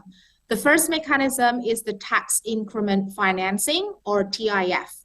So what is TIF? TIF means that you have established a particular zone that you believe would be the most, I suppose, the most beneficial or the most impacted by the product or by the infrastructure that you will be building in that particular area. So even though you might have a big Nusantara, you might say that this particular land or this particular section, this particular zone is a TIF specific zone for housing. This other zone is a specific TIF zone for education. This zone is a specific TIF zone for railway or public bus or whatever transport system that you would like. So you establish specific zones based on the type of property or the type of asset that you're going to put into those zones. Right? And then based on what you believe the value will be added in those zones, you tax those zones accordingly. Because obviously when you put new housing, it's got the land value will increase differently than when you put a new bus or a new transport system or a new railway system. So perhaps the calculation is that for the land or the TIF zone specific for housing, we project that the land value capture or the land increase is going to be 20%. For the TIF zone for railway and buses or transport, we project that the land will increase in value by 40%. And for the TIF zone for education and hospital, we project that the land value in those particular areas will only go up by 10%. And because you have a different percentage for each zone, you then tax that particular zone accordingly and differently. So the people who own the land or the landholders that will have the housing might be taxed at a lower rate than the people who own the land or landholders where you will be putting in a new transport system. So that's how TIF zoning works. Now, the use of that has slowed in Australia only because it becomes very blurry. It becomes a gray area, and it's sometimes unclear that the zoning for the housing is going to increase lower than the land that is zoned for transport, or that the land that is zoned for education and hospital, for example, is going to increase at a lower rate than the land that is being zoned for housing. So, the reason why it's not being used as much anymore is because the projections for those increases can be quite inaccurate. So you've got that option. That's the first option, the mechanism, which is TIF. The second one is what we call a betterment tax. So a betterment tax is basically where the landowners or the vendors have to pay a direct tax to the government because on the increase in the property value when the property is being sold, because the property value increase is due to what the government is doing in that area. So that's the part where I said on how if the government is not doing anything in the area, the land value might go from $100 to $500. But because the government has put in a new infrastructure in the area, the land value goes from $100 to $1,000. So when that person sells their land, they then have to pay extra tax to the government as kind of like a thank you for putting in a new infrastructure in the area. So that's why it's called a betterment tax, because the value of your land became better or higher because of the government infrastructure and the government investment into the area. But this can be very, very difficult to implement because according, like I said there in the slide, according to the Henry Tax Review, you must isolate the increase in the value attributable to the zoning decision of the building of infrastructure from general land prices at a local level. So that's why it's really difficult to put on a betterment tax, because did the land value go from $100 to $1,000 or $1,500 because of the natural increase in the land, or because the government have decided to put a house, a school, a hospital, and a transport system on the land? So that can be very, very difficult to isolate. It can also be very difficult because of the timing. So for example, if the person owns the land from the year 2000, and they are selling the land in say 2025, the government might have put in the public transport or the hospital in 2020. So the government's public transport is only there from 2020 to 2025, but the person have owned the land from the year 2000. So between 2000 and 2020, that means that the land has increased in value naturally, and it's only been impacted by the government's actions between 2020 and 2025. So not for the whole time that the person has owned the land, but only partially. So how do you actually create a tax for that particular person? Because the government's influence on the increase in that land price have only been for 5 years instead of the full 25 years in which the person has held the land. Right? So that's why betterment tax has to be very, very careful. Next slide, please. There's two more mechanisms that the Australian government use. The third one, so like I said, the first one is TIF, which is the zoning. The second one is betterment tax. The third one is transaction taxes. Now, transaction taxes is simply when someone have decided to sell their property, and the person might have received it for a much higher price when they sold it, and they are taxed the difference between the price that they received and when the price that they bought the property. So that's a tax that is paid to the Commonwealth government. It's called the capital gains tax. The exception for that is if the property is the seller's main residence. So for example, I own a home in Brisbane in Australia. If I decide to sell my house, then it will not be captured in the capital gains tax because I live in the house as my main residence. That's where I live. But if I sell my investment property, then that will be that will accrue, or that will result in a capital gains tax because I don't live in that particular house. Someone else is living in that house.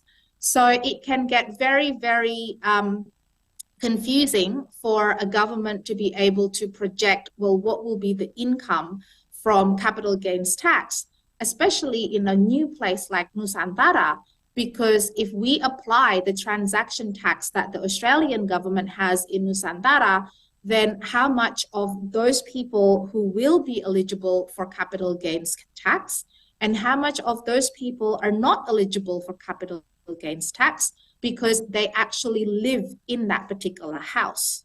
So there's a little bit of a discussion there, or a difference there on whether or not capital gains tax or transaction taxes can be used in a land value capture. The last one is not a mechanism in a tax perspective. It's more a mechanism in the funding perspective that you have a joint development. So perhaps it's what a lot of us will know as PPP, or public-private partnership, where the funding mechanism is from jointly the government and another private entity. So that particular one it comes under land value capture just because the private entity will have to invest in the land, but in actual fact, it's not a tax mechanism because you are not wanting to tax the people that are currently living in the land. So those are the 4 Australian mechanisms when it comes to land value capture. And if we go to the next slide, I think that I've got some examples of how Australia have used it. So these are some of the ways that Australia have used land value capture. So the first one, if this is that they've used, this is another one that has recently been introduced. It's not one of the four. It's a little bit kind of the four because it's a little bit like the joint development one where they have a public urban renewal agency. So that's a joint venture between the federal government and the local government in the Australian Capital Territory, which is Canberra, basically. So so the Public Urban Renewal Agency, they develop all of the Canberra's land supply as a government-run developer monopolist to the benefit of the Canberra residents.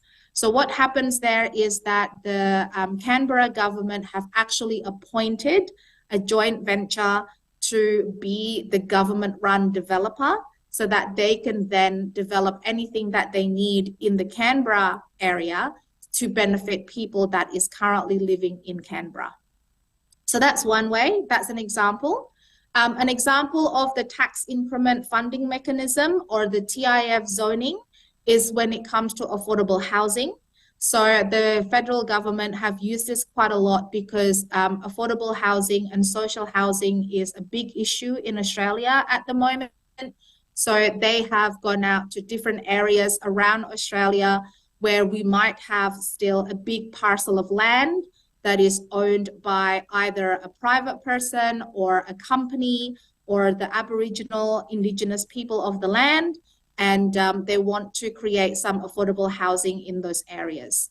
So they've used the TIF to create affordable housing. Joint venture is something that they've done to create more train stations. A really good example is in Victoria. Most people will know Melbourne. So the Victorian Statutory Rail Authority called VicTrack, they own and operate a lot of the assets, the train assets for the federal government. So that's a joint venture in how they try to deliver the new trains in Victoria. The betterment tax, as you can see, I have a few examples of the betterment tax, and that's because it is one of the more popular ways that the Australian government uses land value capture. So for example, for those of you who know the Sydney Harbour Bridge, for those of you who might have visited Sydney, Sydney Harbour Bridge is a place that a lot of tourists go to. Even though I live in Brisbane, I still have an Indonesian passport, so I'm not Australian citizen yet. I still have my passport hijau. And whenever I go to Sydney, I still go to the Sydney Harbour Bridge. But the way that the New South Wales government have funded that is that they put a tax levy of 0.2% of the land value in the north and south shores of Sydney, so that they can raise the money, they can raise the money so that they can fund a third of the cost of the Sydney Harbour Bridge.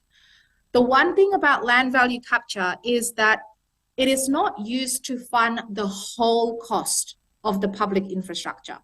So with the Sydney Harbour Bridge, for example, yes, the New South Wales government have put a tax on people who own land in the north and south shore of Sydney, but that is only to fund a third of the cost of the Sydney Harbour Bridge. It is not to fund the whole cost of the Sydney Harbour Bridge. So that's one example, Sydney Harbour Bridge. Another example is the Melbourne's City Loop rail system, and it was pretty similar.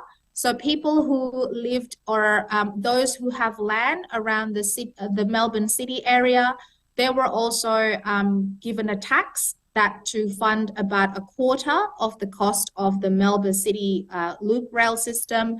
And also the Gold Coast Rapid Transit, the Gold Coast Rapid Transit Light Rail is another example where the Queensland government have put a tax on people who live in the Gold Coast, people who own a land in the Gold Coast, to actually fund about half of the cost of creating the new transit rail. So a lot of the times it's not the full cost of the new infrastructure. Like in Sydney, it's a third of the cost. In Melbourne, it's a quarter, so 25% of the cost. And in the Gold Coast, it's about 50% of the cost. Next slide, please. So not all Australian government projects have used LVC as a funding mechanism. There was a case study in Perth back in December 2007 where they didn't use LVC. And what happened was the land value between 2001 and 2031, this is the projected value, within 400 meters of the rail station would increase, would translate to an increase in $506 million in taxes for the Commonwealth, state and local government. This was approximately about 30% of the project's capital expenditure. If they had used land value capture, if they had used the integrated planning between the land use and the transport, it is believed that the development of those areas, about 400 meters from the station, would have been $1.7 billion. So if they had used land value capture, it would have increased the taxes for the federal government and for the state and local government taxes by about double. So because they didn't use land value capture correctly, it meant that there was less taxes earned and collected, which means that there was less income from that particular public infrastructure. So, we sometimes think that a lot of other countries get it right. This is one of those cases where the Australian government did not get it right in terms of how they use land value capture. And because they didn't get it right, they lost quite a lot of potential taxable income. Yes, you still get a lot of money from taxes of $506 million, but that tax could have been $1.7 billion had land value capture was done correctly when they built the rail station in Perth back in December 2007. So moving on to Queensland, I believe. Can I have the next slide, please? So in Queensland, one of the kind of famous cases when it comes to land value capture is the Gold Coast new tram system between Broadbeach and Griffith University. Stage 1 of the Gold Coast Rail project back in July 2014 cost a total of $1.2 billion. This is definitely a very high price tag for the local government to try and cover.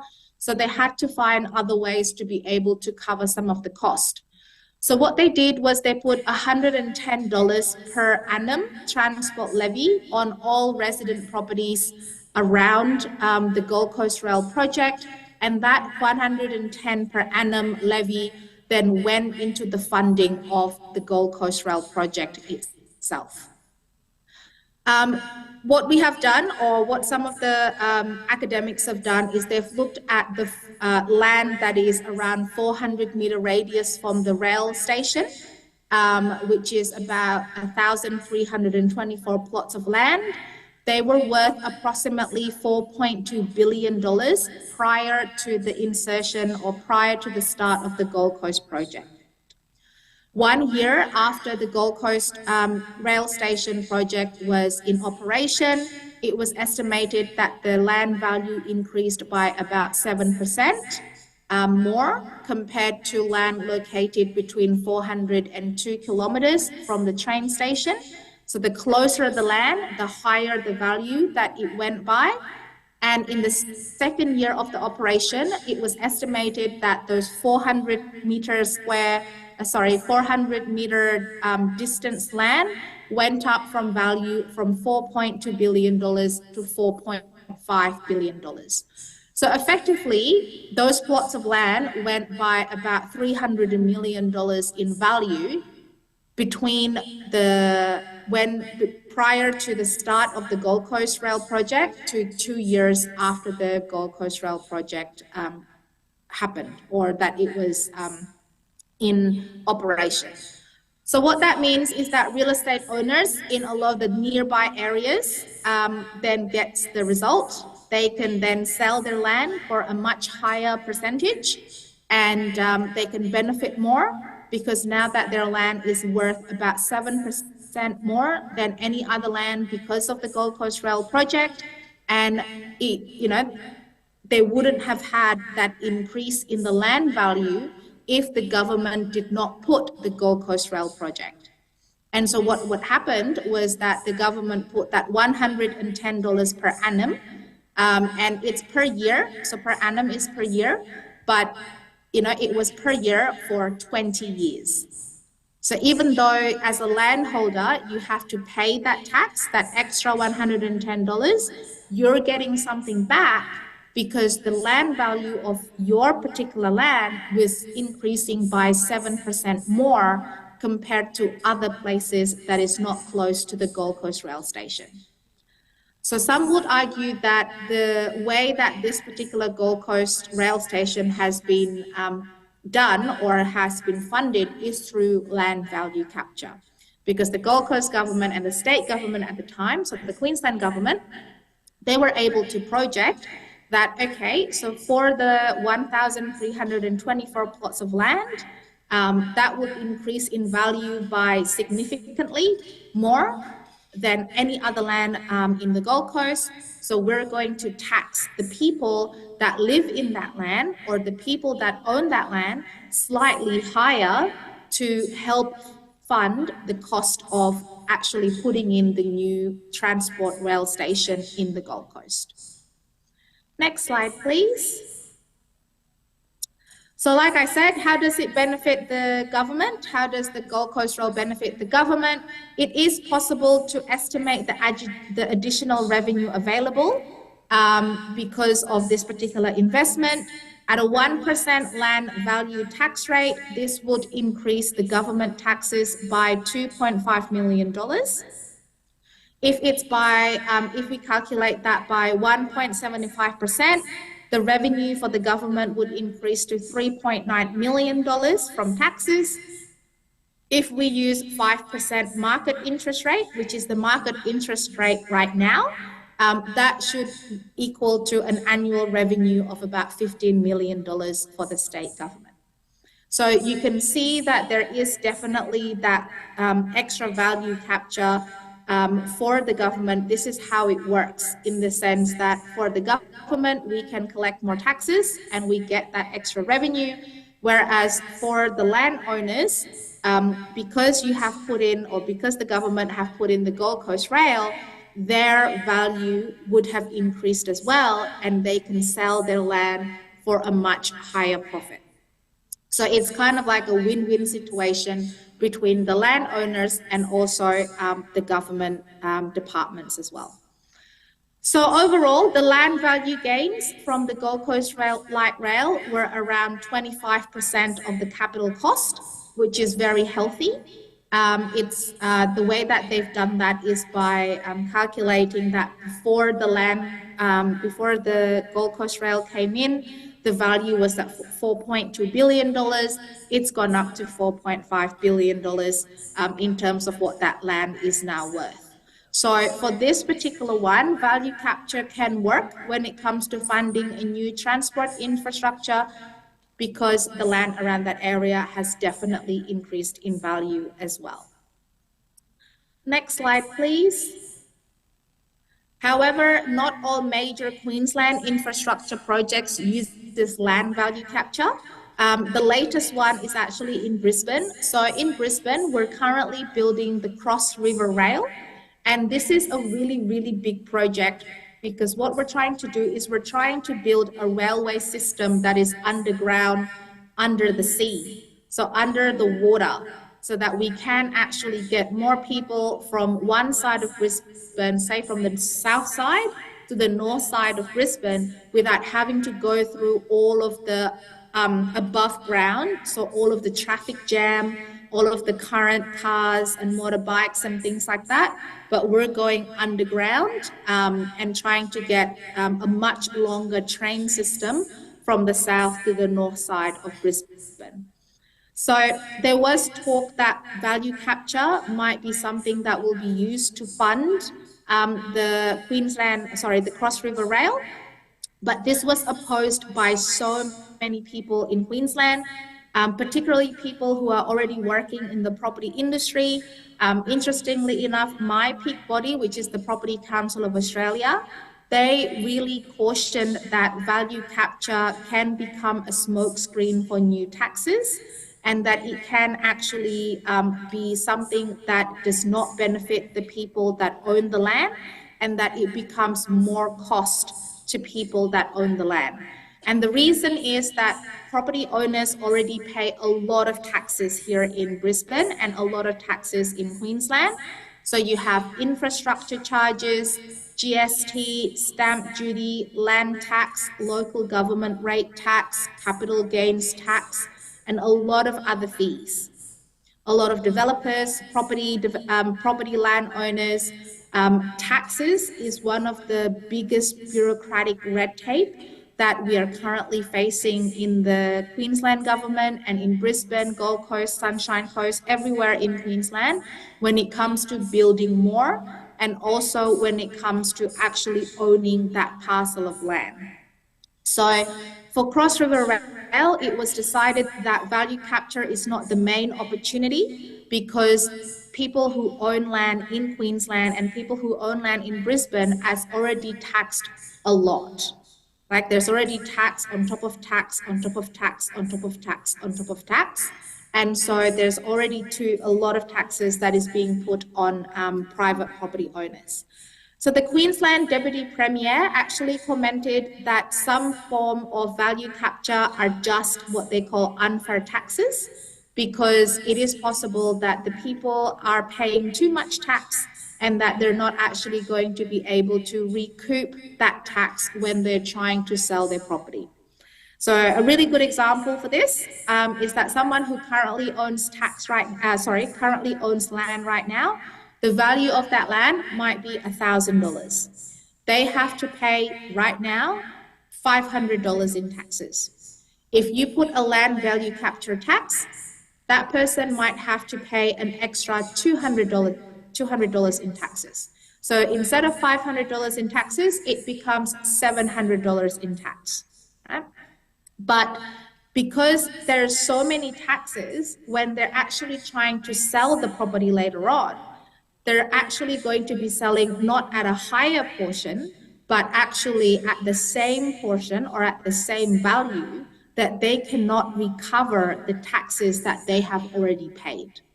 So it's very much so one of those things where you have to be very careful in the projections of what the land value might be after that particular public infrastructure asset has been created. So this actually aligned with the government's commitment at the last election, so the Queensland election, that they will not introduce any new taxes. So in a lot of ways, the land value capture tax can be political as well. If you as a government have already said we will not create any new taxes, or we will not have any new taxes in the development of Nusantara, for example, then it can be quite like a boomerang. It can work not in your favor if you do decide to add more taxes because you're going to build different infrastructure in Nusantara. So that's what the Queensland government has done. They have promised in their election that they will not introduce any new taxes for Brisbane. And so when they tried to use the land value capture to create or build the Cross River Rail, there was a lot of protest from people in Brisbane saying, we're already paying so much tax, we're already paying too many taxes, and you promised that there will be no new taxes. And because of that, the Queensland government decided to not use land value capture in building the Cross River Rail project. Next slide, please. So what are some of the considerations when it comes to land value capture? Is land value capture the magic in infrastructure funding? Is it the key to infrastructure funding? Not all investment in transport infrastructure causes property prices to rise. That's a consideration. There might be a negative relationship if the transport line runs through a nearby industrial area, or that it is possible that that particular transport might actually not benefit the area so much because of the noise and the disturbance. And it is possible that that particular infrastructure does not actually increase the land value of the land value of any of the land parcels around the area. So yes, it can be used, but there is also different considerations that you must have in that particular usage. Like I said, one of them is that not all investment in transport infrastructure causes the property price to rise. Some of the actual federal and state treasury representative, so that's our version of Kemenq, argue that value capture program does not create more tax revenue. They're just actually an economic activity from one location to another. So all you're doing is basically removing the funding that you might be using for Jakarta, for example, and you're moving it to funding something that is being built in Nusantara. So it's not actually a tax revenue, you're just moving the funding across. Another consideration is the issue of fairness. Is it fair for the wider community? So for example, for everyone in Nusantara to be paying extra taxes to fund a new transport or a new hospital or a new house that they might not be using. Right? Because remember, like a place is quite big, right? And the houses or the hospital that you might be developing is here. But if you put the tax on the whole of the area, then is it fair that the people that are living here that is not going to use the hospital or the house that are here, is it fair that these people here will also have to pay the tax? So that's another question, is the fairness. The wider community might perceive it to be unfair. Right? And also the wider community might perceive it, well, the government is going to be getting taxes from us anyway. They're going to be collecting taxes from us anyway. So it should be something that is government funded as opposed to us, the landholders or the landowners of Nusantara, that actually pays taxes for them to build this for us. It is their job as a government to build this for us. So those are some of the issues and some of the considerations when it comes to fairness. So how has the Queensland government addressed this? So last slide, please. Next slide. So the way that the Queensland government has tried to address this is that they recently hosted a symposium to kind of have a look at the obstacles and opportunities when it comes to the value capture. It was called Exploring Value Sharing in Queensland, and it examined some alternative and innovative funding options to deliver some of the state's infrastructure. So in that particular symposium, there were some obstacles or issues that was identified in land value capture, misunderstanding of how the value capture is applied, and sometimes also the federal and state treasuries, or our version of Kemenq here, they don't really like actually saying that these, or they don't actually really like saying that this particular tax revenue is going to go for this specific project. So for example, that this specific tax revenue is going to go for that specific house or that specific education facility. What they prefer to do is that this tax revenue is going to go into any or all of the infrastructure projects, as opposed to allocating this specifically for that particular project. Right? So interestingly enough, this particular symposium actually questioned whether or not the Gold Coast Light Rail project was a value capture project or not. It was described, like I said, as a value capture of funding source because it applied $110 per annum transport levy in all residential properties as a partial funding mechanism. So by that definition, it is value capture. However, in fact, any residential property that does not realize a net increase value as a result of the Gold Coast Transport Levy becomes less valuable because of the charge.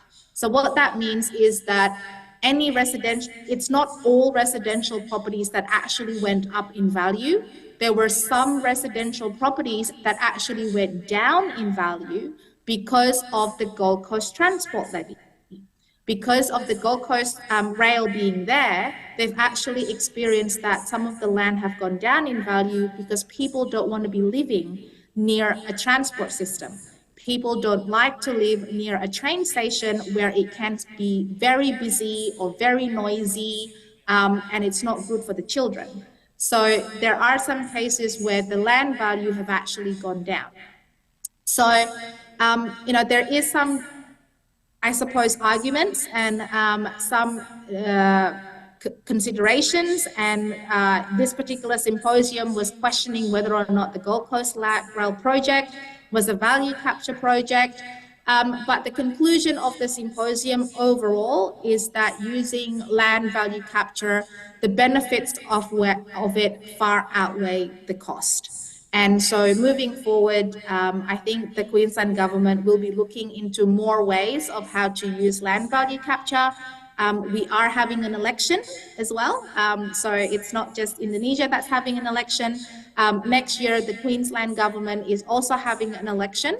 And I know that land value capture is one of the items in the election that is being considered right now to fund some of the other big infrastructure projects that are coming to Queensland, particularly because Southeast Queensland, so Brisbane, Gold Coast and Sunshine Coast, and some different areas in Queensland as well, that we are hosting the 2032 Olympics. So that means there's a lot of infrastructure that will be created or will be built or refurbished to make sure that we're ready for the Olympics. And a question, I believe, for the Queensland government in 2024 is whether they will use land value capture to partially, and remember, it's always only partially, it's never the full cost, partially fund some of the Olympics infrastructure. And I think that is the end of my speech. Yes, perfect. Thank you so much, and thank you for listening. I hope that that has been useful to everyone that is online and also everyone in Jakarta. Thank you. All right, thank you so much, Mrs. Asti. Please give a big applause, ladies and gentlemen, to Mrs. Asti for her excellence and comprehensive explanations. Also give us certain and real examples of how land value captures. Well, let me recap first ya, Mrs. Asti, about your presentation. So, Bapak Ibu sekalian, in bahasa ya, deliver it, bagaimana land value capture ini adalah sebuah mekanisme untuk bisa pemerintah menilai suatu peningkatan nilai tanah akibat adanya investasi yang dilakukan pemerintah di sana. What is being interesting also, yang Mrs. Asti tadi ada beberapa mekanisme yang disampaikan, contohnya, dan juga yang what is very interesting for us is about you say that not all investment in infrastructure get a positive relationship towards the land risings, Mbak Esti. Misalnya ketika ada sebuah proyek kereta gitu ya, maka rumah-rumah di sekitar itu belum tentu harus naik harganya karena ada disturbance mengenai kebisingan ataupun mengenai ekosistem yang dia tidak pakai akibat adanya jalur kereta tersebut. So maybe one little question before all, Mrs. Asti, how do government can examine whether there is a positive or negative relationship between the infrastructure to the investment of the government itself? How do you see that? Yeah, so one of the ways that can be done to actually really calculate this, and I think it's probably something that will be covered by the next speaker, is a really good demographic analysis of who will be living in those particular areas and what is the preferences of the demographics that will be living in those particular areas. Because if you have a new transport system, if you have a new train system, and you can kind of examine or analyze that there is like one ring of like houses around it, and there's a second ring of houses around it, and then you have a third ring of houses around it. What is the demographic of people that will be living in those houses? And will the demographic of those people have a tendency to pay more or not to live in those houses? Because if the demographics of the people that is going to be living in those houses are, say, for example, workers or professionals, then yes, there's a good chance that they will want to pay more because they are living closer to a transport hub.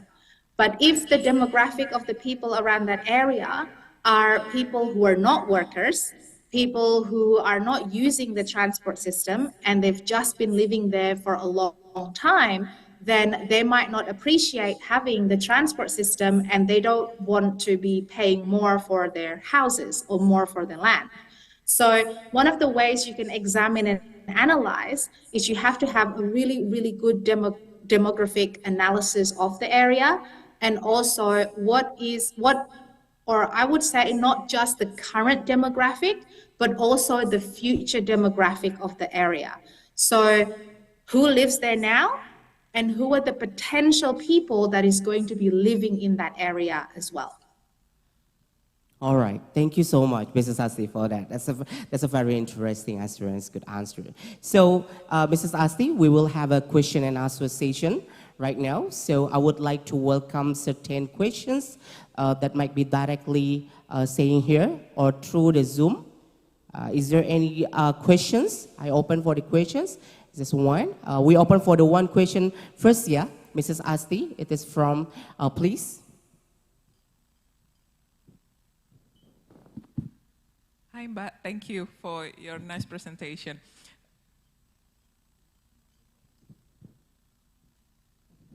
One question maybe, and it's related to your current work about affordability. Excuse me, ma'am, would you like to introduce yourself first? My name is Tias. I'm from Direktorat Kekayaan di Jekayaan.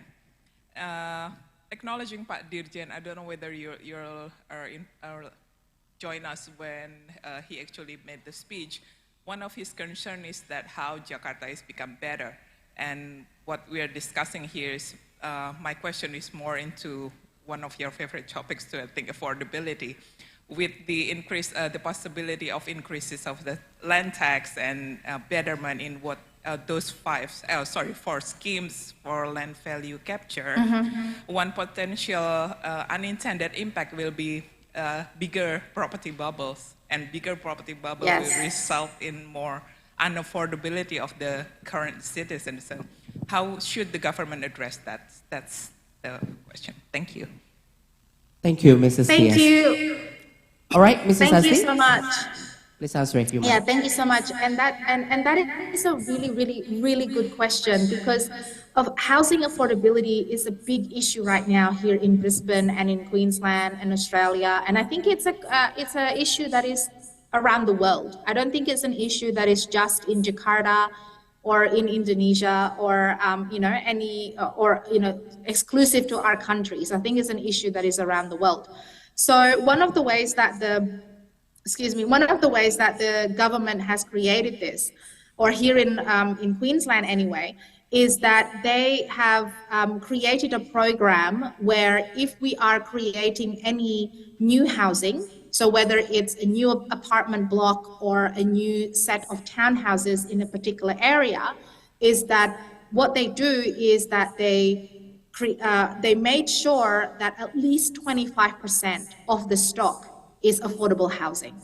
So, for example, if you're creating a new build to rent or a new build to sell, and you are creating a new apartment of, say, 250 apartments, what the government has done is that they have ensured or they have subsidized the development so that 25% of the development is affordable housing. So what that means is that the rent or the price of that particular place is 25% lower than the normal rental price. So if the rent price is, say, $1,000, then the 25% stock is being charged at $750, because that is what we call the affordable part, where the Queensland government has put in that subsidy. So it's it's a little bit of a, I say, give and take, because like we are taxing the people who hold the land a little bit more, and then we're getting some of that tax to fund the development, but then we're giving back some of the tax revenue in form of a subsidy, so that 25% of the housing is allocated to affordable housing.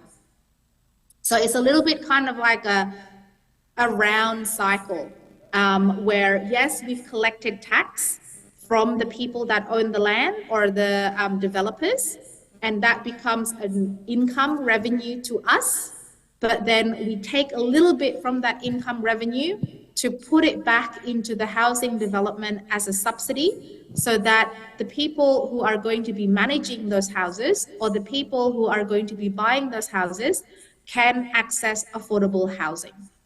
So that's one of the ways that the Queensland government has tried. I will say try. It's not. It doesn't solve all of the affordability issues, but that's one of the way that they have tried to address the housing affordability question. All right. Thank you, Mrs. Asti. Mrs. Diaz, do you have any response regarding about it? Is that okay? You might have it if you want it. All right. Thank you so much, Mrs. Diaz, for the questions and Mrs. Asti for the answers. Well, I'm so sorry, ladies and gentlemen, due to our limitations of times. So it's just like the session one is just it's just over. So we would like to say thank you so much for Mrs. Asti for coming from Australia to here. We are so proud of you and we really want to see you in the next futures. Hopefully you enjoy yourself in Australia, Mrs. Asti. Ladies and gentlemen, please give a big applause for Mrs. Asti Mardiasmo. Thank you for coming to our seminars. You may proceed for your next agenda if you have to. Thank you. Bye, everybody. Assalamualaikum. Goodbye. Waalaikumsalam warahmatullahi wabarakatuh. Well, distinguished guests, ladies and gentlemen, we are now heading to the second session of this seminar. We are going to talk that previously we talked about the land value captures. What an interesting issue on that. And our next session will be about the socio-demographic changes, which is also very interesting. That how Jakarta will be lived by around 400,000 government officers. If we multiply it to the family, so around 1,600,000 people of Jakarta will be living to Nusantara. So these issues is very interesting to be discussed with the true prominent speakers we have today. So I will introduce and I would like to call our speakers, two speakers today for the second session. Ladies and gentlemen, the first speaker is Mr. Dr. Soni Hari B. Harmadi. Please come forward, Mr. Soni. Please give a big applause for Dr. Soni Hari B. Harmadi. Good afternoon, Pak Soni. Yeah. Please have a seat, Pak Soni. How are you, Pak Soni? Baik, Alhamdulillah. Alhamdulillah. Okay, Pak Soni, thank you so much for coming to Elman and the GKN for today. Before of all, I would like to read your biodata first, yeah, Mr. Soni Hari B. Harmadi. Well, ladies and gentlemen, Mr. Soni is actually now head of the Behavior Change Divisions of the National COVID-19 Task Force since September 2022 to July 2023. See, he got an award of the Best Young Researcher in the University of Indonesia 2008, Best Outstanding Researcher University of Indonesia in 2009, and the Best Outstanding Lecturers of University of Indonesia in 2010, and the Best Outstanding Lecturer at the national level in 2010. He is currently as a permanent teaching staff at the Department of Development Studies in Institute Teknologi 10 November from Surabaya, December 2019, and prisons. And previously, he is a permanent teaching staff at the Department of Economic, University of Indonesia since June 2002. The organization he is a chairman of the Indonesian Population Coalition and the head of Social Statistic Working Group, Statistics Society Forum from 2000 and 2003 to 2000 and 2024. Welcome, Mrs. Soni, for the biodata. Okay, hold on. I call first for the next speakers for today. We have also prominent speakers from University of Gajah Mada, of course. Ladies and gentlemen, please welcome Professor Sukamdi.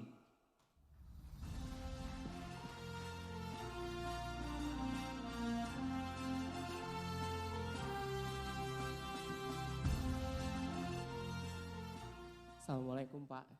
Good afternoon. Welcome to Elman and the GKN. Please have a seat.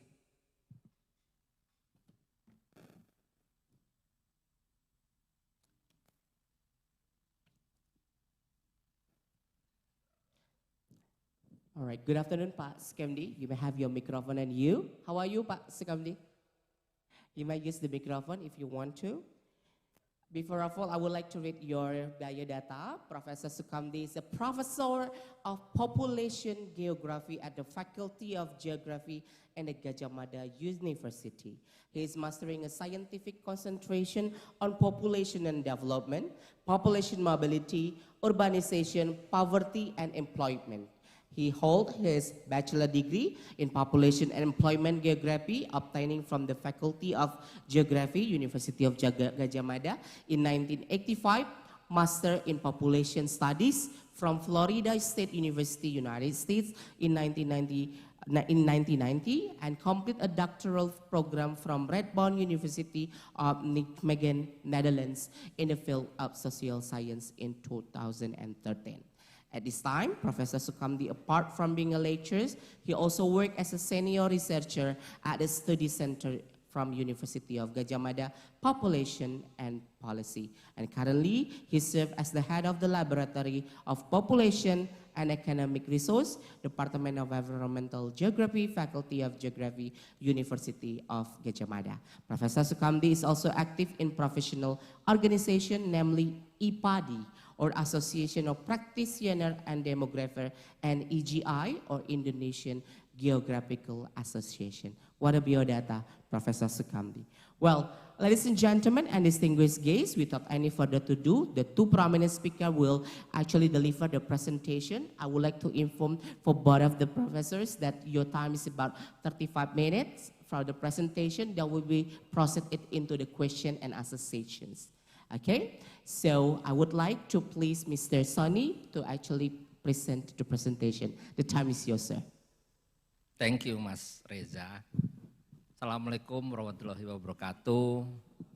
Selamat pagi, ya, karena belum jam 12. A very good morning, distinguished ladies and gentlemen.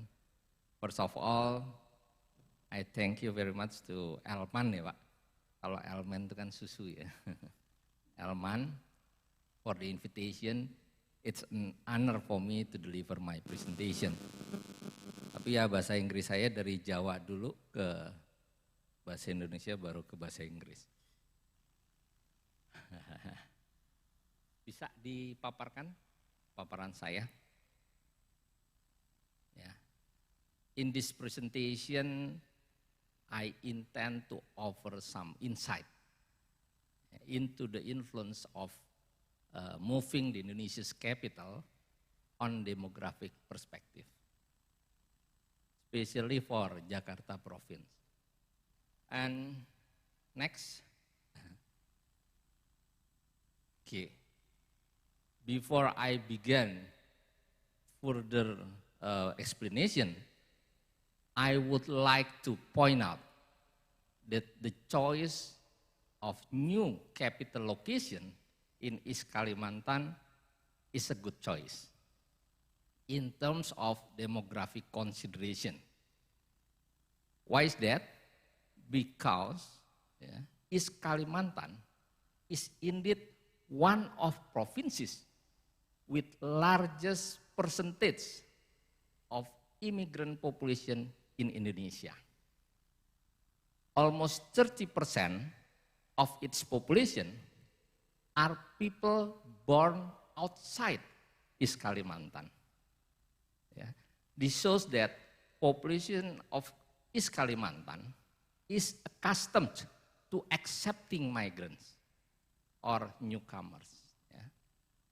And then if there is an influx of migration to East Kalimantan, yeah, the potential of social conflict is relatively low, and the local communities tend to be able to accept migrants.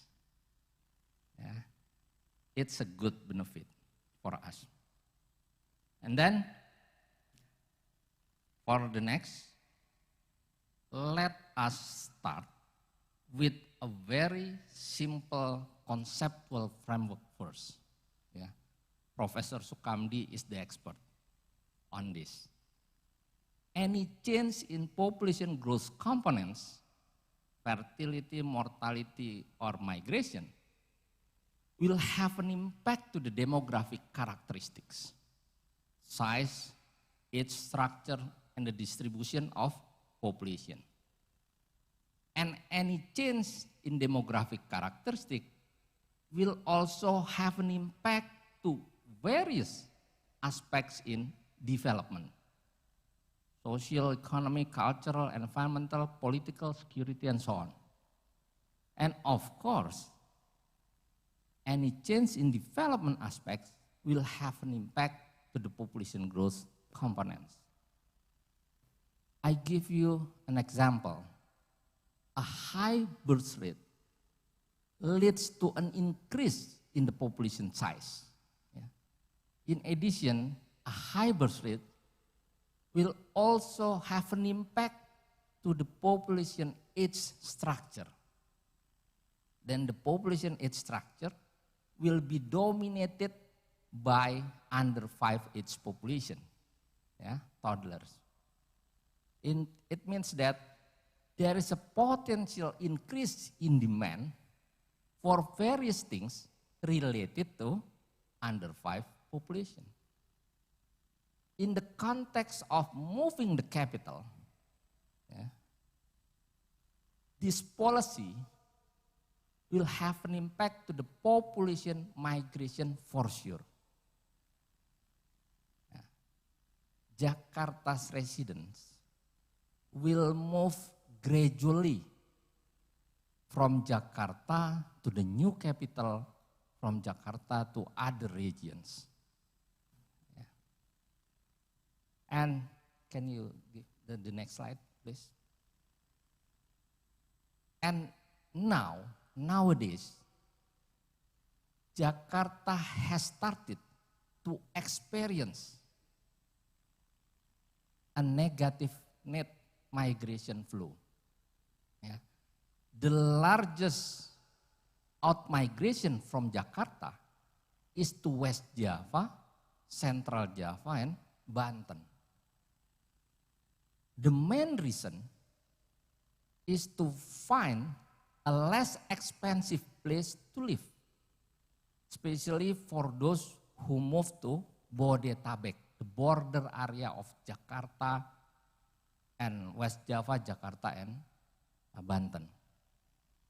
Meanwhile, for those who move to Central Java, generally occurs in the form of return migration.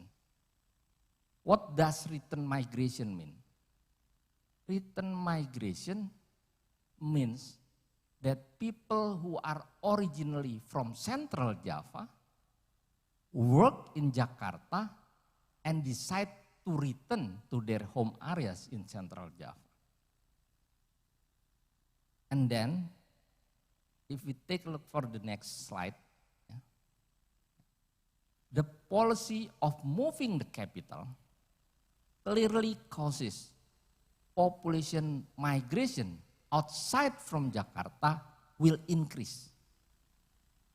And the population size in Jakarta will shrink. Because migration generally occurs in productive age group. And the productive age population in Jakarta will decrease.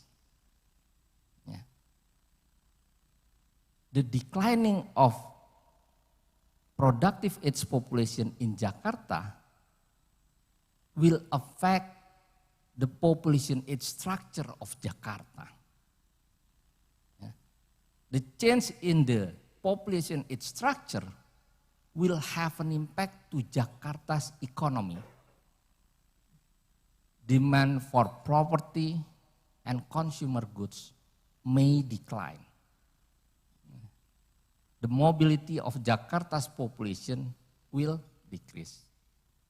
But I would like to remind you that the magnitude of the impact of moving capital is largely determined by the size of out-migration flow. The greater the out-migration, the greater impact on Jakarta's economy. Next. Okay, now we take a look at the potential for migration based on the stages of the development of moving the capital. Referring to the government policy, there will be 5 stages, 5 phases of the relocation of the capital. First, stage of basic infrastructure and several buildings ministries development. For example, the development of presidential palace, House of Representatives, and so on. At this stage, there may be a small flow of migration occurs and has not yet affected the demographic structure. But starting in 2025, the population size in Jakarta will continue to decrease. Next slide. If we take a look at this curve and this graphic, there are 2 important things that Jakarta will experience in demographic change. First, starting from the second phase in 2025, the population size in Jakarta will continue to decline. The sharp declining will start from the phase 4 in 2035 onwards. Secondly, the population age structure in Jakarta will undergo significantly changes. Yeah. The number of productive age population will decrease significantly, followed by an increase in the elderly population. Ya. Jadi productive age population-nya turun, lalu kemudian orang tuanya naik jumlahnya. Ya. So, it will have an impact to the productivity, ya, to the age structure of Jakarta population. Just imagine the proportion of elderly in Jakarta. Elderly means 65 years old and above, ya, will increase significantly from 5% in 2020 to 21% in 2050. If we use another definition of elderly by using 60 years old and above, even the number will reach 28%. Can you imagine that? By 2050, almost 1/3 of Jakarta's population will be elderly. Yeah. Next. Let's take a look at the Jakarta's population pyramid. If we compare the Jakarta's population pyramid in 2020 with 2050, we don't even need to go too far to 2050. Just compare it with 2030. Yeah. The population age structure in Jakarta clearly will change.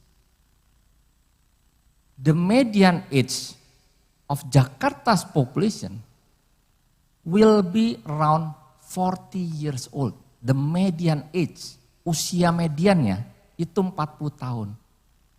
Dalam definisi internasional, satu negara, satu daerah itu dikatakan tua kalau usia mediannya 30 tahun ke atas. Can you imagine it will be 40 years old. Ya. With this population structure, people's consumption patterns will change accordingly. Next slide. Oke. Statistics Indonesia, Badan Pusat Statistik, helps me to calculate population projections with two scenarios. The first scenario, as published by the government, with assumption of moving the capital. The second one, with assumption without moving the capital. And both results were compared to calculate the difference in population projections with and without moving the capital. Okay, next slide. Actually, without moving the capital, Jakarta itself will indeed experience a declining population without moving the capital. Yeah. And then, however, with the policy of moving the capital, the declining population even faster. Yeah. And in simple language, Jakarta will lose more than 200,000 of its population by 2030.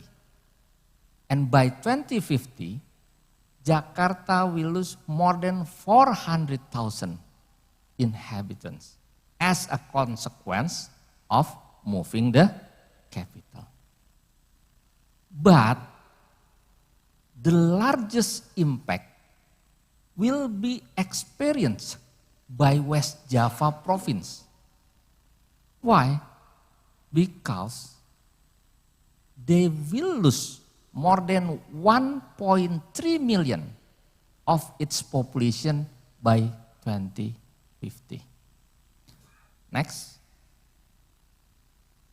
Meanwhile, for Banten province, they will lose more than 300,000 of their population. Yeah. I have no idea which districts or cities will experience the largest impact of moving the capital, because the population projection is done at provincial level, not at district and cities level. Yeah. For East Kalimantan, they will receive more than 2 million more population as a result of moving the capital. Next slide. Although the new capital, Nusantara, will be a special region, the current data that we can see is limited to East Kalimantan. Yeah. Over the next 30 years, from 2020 to 2050, the population of East Kalimantan will almost double. Yeah. Assuming that the civil servants, soldiers, TNI, and police officers will stay in Nusantara after retiring, so the elderly, the old population in East Kalimantan will increase dramatically. But I have no idea about the migration pattern in East Kalimantan in the future. Yeah. It is possible that the employees or soldiers or police officers who have retired choose to back to their home areas as a return migration. Yeah. Next. Okay, this is the population pyramid of East Kalimantan. Just take a look. In 2050, will be dominated by young elderly population. Ya, kalau yang elderly population itu berarti 50 tahun ke atas. Next. I'm not a property expert, but research shows that an increase in elderly dependency ratio leads to a decrease in the house prices. Can you imagine with a declining population in Jakarta plus large proportion of elderly, it can be expected that the value of property in Jakarta will continue to decrease. Apalagi dengan climate change. Okay, next. We can learn from other countries who have moved their capitals, for sure. Yeah. And the conclusion is, if the capital move is followed by a shift in economic activity, then the new capital will attract a large amount of in-migration. Conversely, if the capital move is not followed by the economic activity, then the move does not have a major impact in demographic change. Therefore, the magnitude of the impact of the moving the capital is largely determined by whether or not the move is able to attract the economic activity. That's all. I thank you very much. Assalamualaikum warahmatullahi wabarakatuh.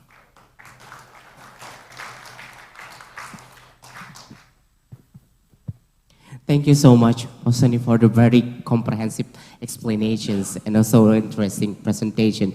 Hold on first, Mr. Soni, because we would like to hear from Professor Sukamdi for your presentations. The time is yours.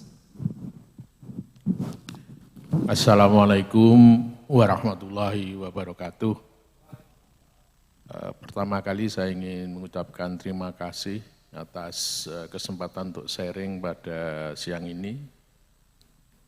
Dan saya dan Pak Soni itu sama-sama belajar tentang demografi tapi dari perguruan yang berbeda. Jadi kalau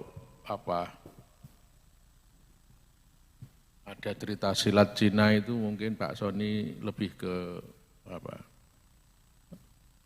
perguruan silat yang Kunlun Pai atau apa itu, yang satu beda lagi. Nah, karena ilmu yang dipelajari sama, maka konsep apa yang ada di dalam pikiran kita itu jika membicarakan hal yang sama, kemudian ya sama gitu. Walaupun perguruannya berbeda. Sehingga yang disampaikan Pak Soni, what he explained to all of us so far is almost the same that I would like to present. Next, Mas. Ketika kita bicara tentang population and development, then we come up with the similar scheme, but maybe different in detail. Gitu. So I will skip this because it's almost the same with what Pak Sony discussed previously. Next. This is also the same as Pak Sony explained because the source is almost the same because, not almost, but the same from population projection made by the government, the official population projection on Jakarta. But I try to discuss a little bit different with Pak Sony, because if we talk Jakarta in terms of population and especially about migration, then we cannot talk about Jakarta as an administrative unit. We have to talk Jakarta as a metropolitan area, including Bodetabek. Yeah. As Pak Sony said, our migration pattern, especially recent migration, starting from 1990, the net migration rate is negative.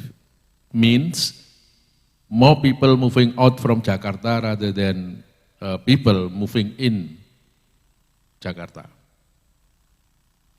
Sometimes from public understanding, always Jakarta is the place of migration. Actually not. If we look at the data, and what happened, those who move to Jakarta not stay in Jakarta, but working in Jakarta. I'm not sure if we are in this room who working in Jakarta, maybe less than 50% living in Jakarta, mostly in Bodetabek. I will show you the data later on. So the demographic characteristic of Jakarta are the prominent thing is about declining fertility, yes, then increasing life expectancy, and continuing negative net migration rate.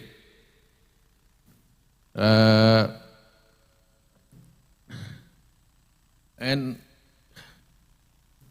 if we talk about the relocation of the capital city, the head of Bappenas, the first time when discussion on the relocation still going on, he said that there will be about 400,000 civil servants moving from Jakarta to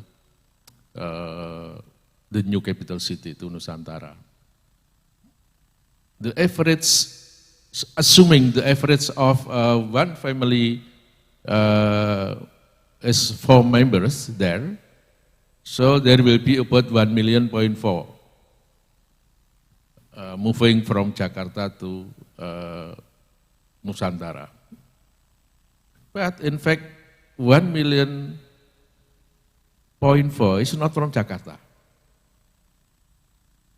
So the losing population because of migration from Jakarta is not as big as we expected. Next. This is the migration. You see that the net migration rate is negative. As I mentioned before, more people moving out from Jakarta and less coming to Jakarta. And those from Jakarta moving out, the largest destination area in West Java. It is the latest data from our population census, 2020 population census. And the second one is Central Java, and the third one Banten, and the fourth province is East Java. And if we look at the migration pattern in interprovincial migration in Indonesia, then we know the West Java is having the positive net migration rate. Next. This is the result of survey of commuter survey done by Biro Pusat Statistik, and the result is very, very interesting for me because from that point we know first 66 point I forget the exact numbers, but more than 66% of commuter in Jakarta Metro is from Bodetabek. The rest from Jakarta itself.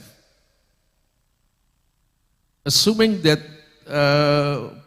civil servant working in Jakarta, 60% is commuters from Bodetabek, then we expect those who will move to Nusantara, the civil servant, is only 60% not from Jakarta. Only from Jakarta is about 33%. It's not that much actually, the effect of relocation in terms of, in the first phase of relocation, when the civil servant moving to Nusantara, it's not that much actually from Jakarta, but it is very significant from Bodetabek. So it is true, Pak, as Pak Soni said, that the effect of the migration may be not from Jakarta itself, but from the Bodetabek. Because from this survey, we know 90% of the commuters, the reason why they commute is working, and working as in services. I assume 90% of the commuters working as a civil servant, not all, but mostly working at a civil servant. Then this will affect the numbers of people who own number of civil servants who move to Nusantara. And I just have discussion with several people, but maybe not from the Kementerian Keuangan, the civil servant from other ministry. They said that not all people willing to move to Nusantara. So the civil servant moving to Nusantara then much more lower than we expected. Because again, this has come from Bodetabek, and also not all civil servants want to move there. Maybe we can have a survey, short survey here in this room, who want to move to Nusantara when relocation started. Next one. This is the data that I just talking about. There is 3.26 million commuters in Jabodetabek, and 60% are from Bodetabek. The largest commuters are from Kabupaten Bogor, Depok, and Kota Bekasi. Then we can expect the civil servant who moving to Nusantara will be from this area, mostly. Part of them are civil servant.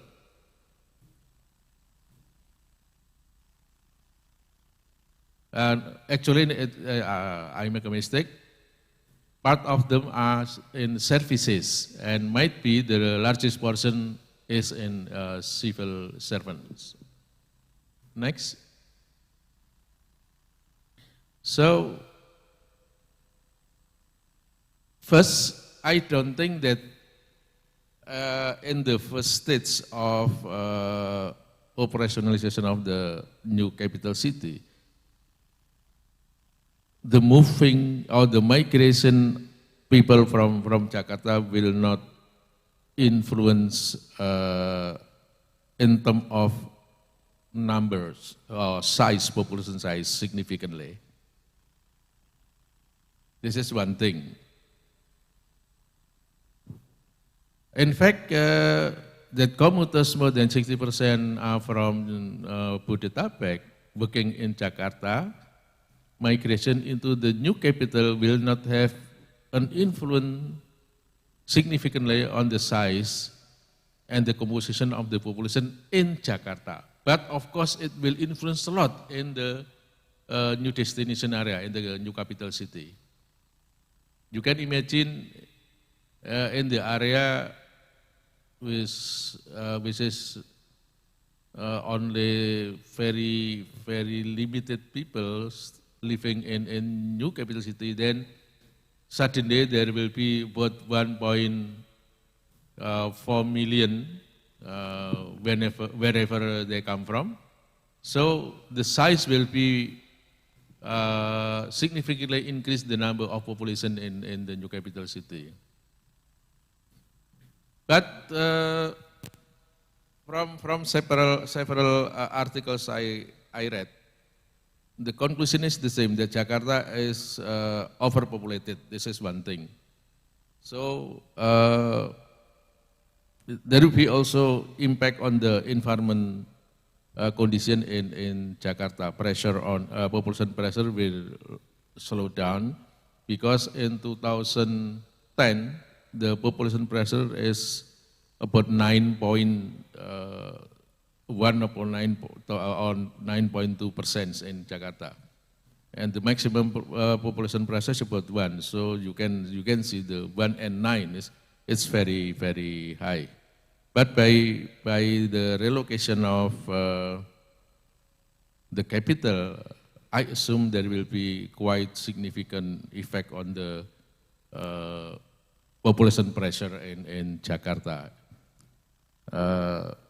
Some people said that because calculating the population pressure using ecological footprint to natural resources are very important. The first one is land and the second one is water. And one of the reasons why government relocate Jakarta to Nusantara is to slow down or to mitigate the issues on pressure on water. So hopefully there will be a good impact on the environment. Relocating the capital city still leaves Jakarta as the center of economic activities. So then migration doubly flows. But again, it is not to Jakarta, but to surrounding areas. And I expect the migration in the new capital mostly coming from the surrounding areas in Kalimantan. And there will be 3 big cities in Kalimantan acting as growth pool: Samarinda, Balikpapan, and Nusantara, the capital city. The issue is actually whether then the population explosion in the new cities will also cause environmental problem or not. So we have to anticipate that. Next. It is very interesting to see this research done by our colleagues from Japan using the dynamic model to see the changing population or demographic issues in Jakarta and in the new city. And looking at this again,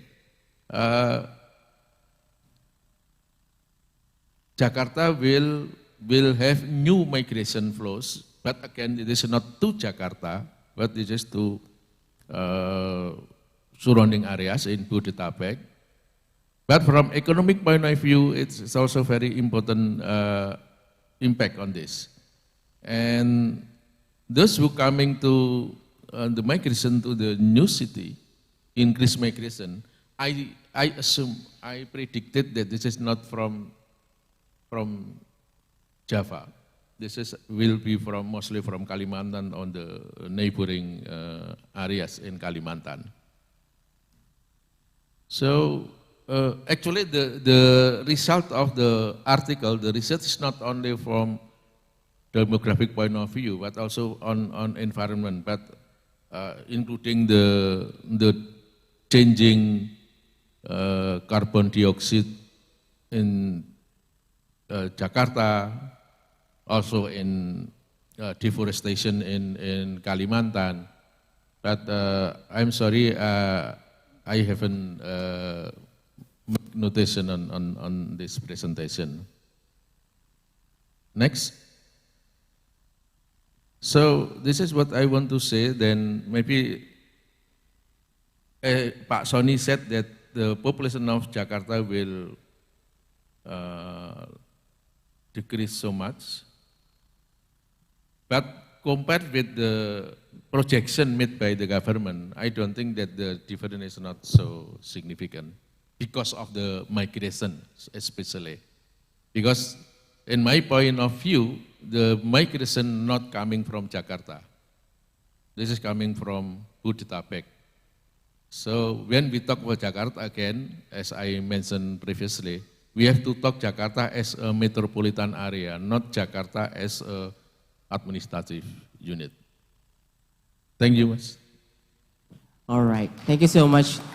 Ladies and gentlemen, please give a big applause for our prominent speakers for today. What an interesting topic they bring us. Well, we are heading to the session of discussion. So I please for anyone in here or maybe in the Zoom or in the YouTube to give questions that will be answered by our expert for today. But as a message from Mr. Sony, that the questions shall be in Bahasa also if you are afraid to speak in English. So it is okay. So I open for the discussion if anyone hears. So we present there 1, 2, okay. For the first two questions, sir. So I would like to please Mr. Chandragiri to actually deliver the presentation. Please, committee. For the questions, committee, please.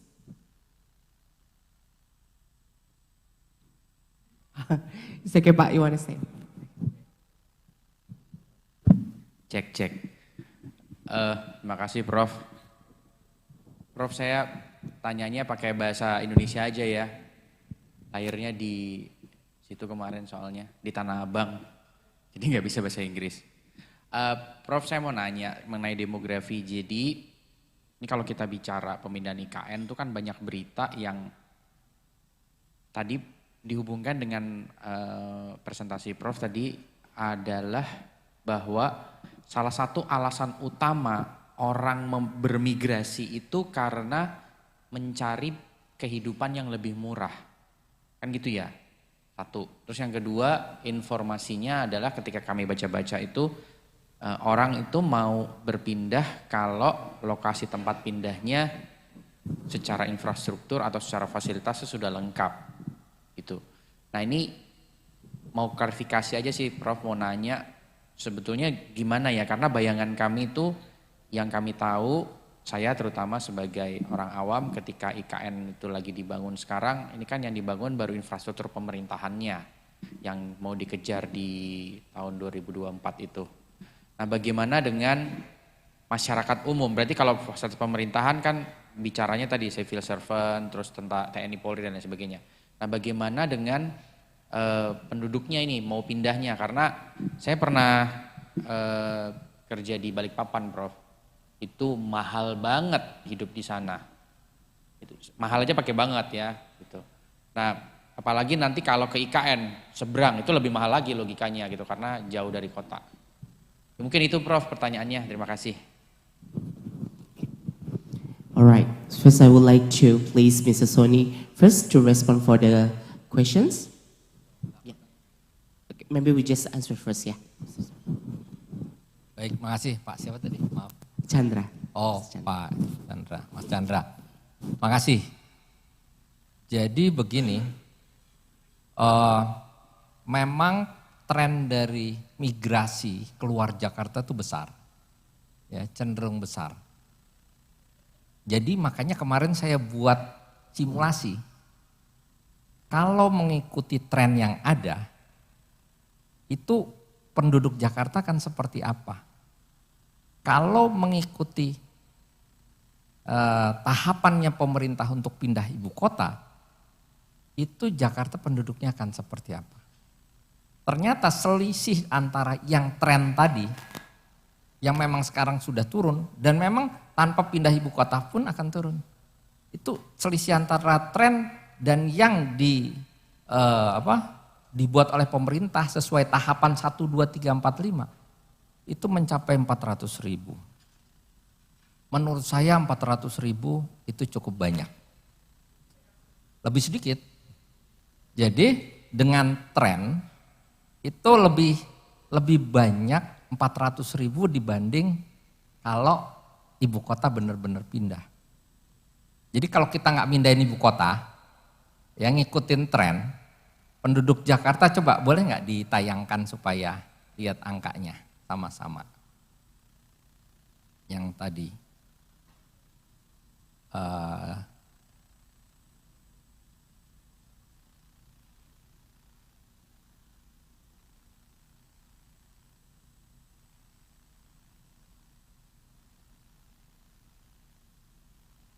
Oke, bisa. Oh udah ya. Soalnya nggak keluar di sini. Sorry.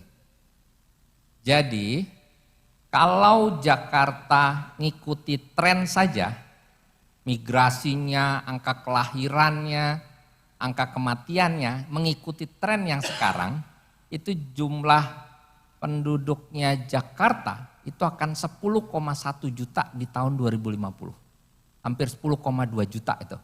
10,185 juta. Kalau ngikuti tren yang ada. Tetapi dengan asumsi pindah ibu kota, penduduk Jakarta hanya 9,7 juta. Jadi Jakarta kehilangan 400.000 penduduknya. Kalau ibu kota ini berjalan sesuai rencana. Nah, bukan cuma jumlahnya yang kita harus khawatir. Kenapa? Karena population age structure-nya, struktur umur penduduknya berubah banget Jakarta. Bayangkan sepertiga penduduk Jakarta di tahun 2050 adalah orang tua lansia. Makanya coba lihat, sekarang Menteng, nggak banyak pergerakan, isinya lansia semua. Ya, jadi sudah tanah di Jakarta mahal, isinya lansia walaupun dia boleh ngajukan tidak membayar pajak ya. Tetapi mereka akan milih cenderung keluar, lebih murah. Ya. Nah, yang sangat terdampak kehilangan penduduk dari pindah ibu kota itu Jawa Barat. 1,3 juta penduduk tuh banyak loh. Dia akan kehilangan gitulah. Nah, kemudian kalau melihat tren-tren seperti ini, bukan cuma lihat jumlahnya ya Bapak Ibu sekalian, tapi lihat struktur penduduknya. Karena pola konsumsi itu bisa berubah walaupun jumlahnya sama, strukturnya beda. Nah makanya with the declining population level and the large proportion of elderly, jelas sekali Jakarta akan mengalami penurunan permintaan terhadap properti. Jadi ini kelihatan. Coba kalau orang tua kecenderungannya apa? Pasti pengen rumahnya kecil, nggak pengen bertingkat, ya kan? Terus kemudian sekarang Jakarta itu kan fertility rate seperti yang disampaikan oleh Pak Kamdi tadi, fertility rate-nya udah rendah, di bawah 2 loh, below the replacement level. Itu artinya apa? Jumlah anak per keluarga di bawah 2 sekarang. Memang akan terjadi declining population level. Nah ini yang menjadi tantangan. Yang menarik, 2 kabupaten kota yang terdampak dari pindah ibu kota sebenarnya itu adalah Depok dan Tangerang Selatan. Depok dan Tangerang Selatan itu dia sangat erat kaitannya sama Jakarta. Berbeda dengan kabupaten dan kota Tangerang. Kalau kita ngeliat di input output analisis, nah Input output analisis, kebetulan saya ngajarnya kan ekonomi regional. Di input output analisis itu kelihatan yang sebetulnya terkait erat itu siapa saja. Terakhir kan saya sampaikan tadi, kalau pindah ibu kota diikuti oleh perpindahan aktivitas ekonomi, maka dia akan mempunyai dampak besar terhadap demographic structure of Indonesia.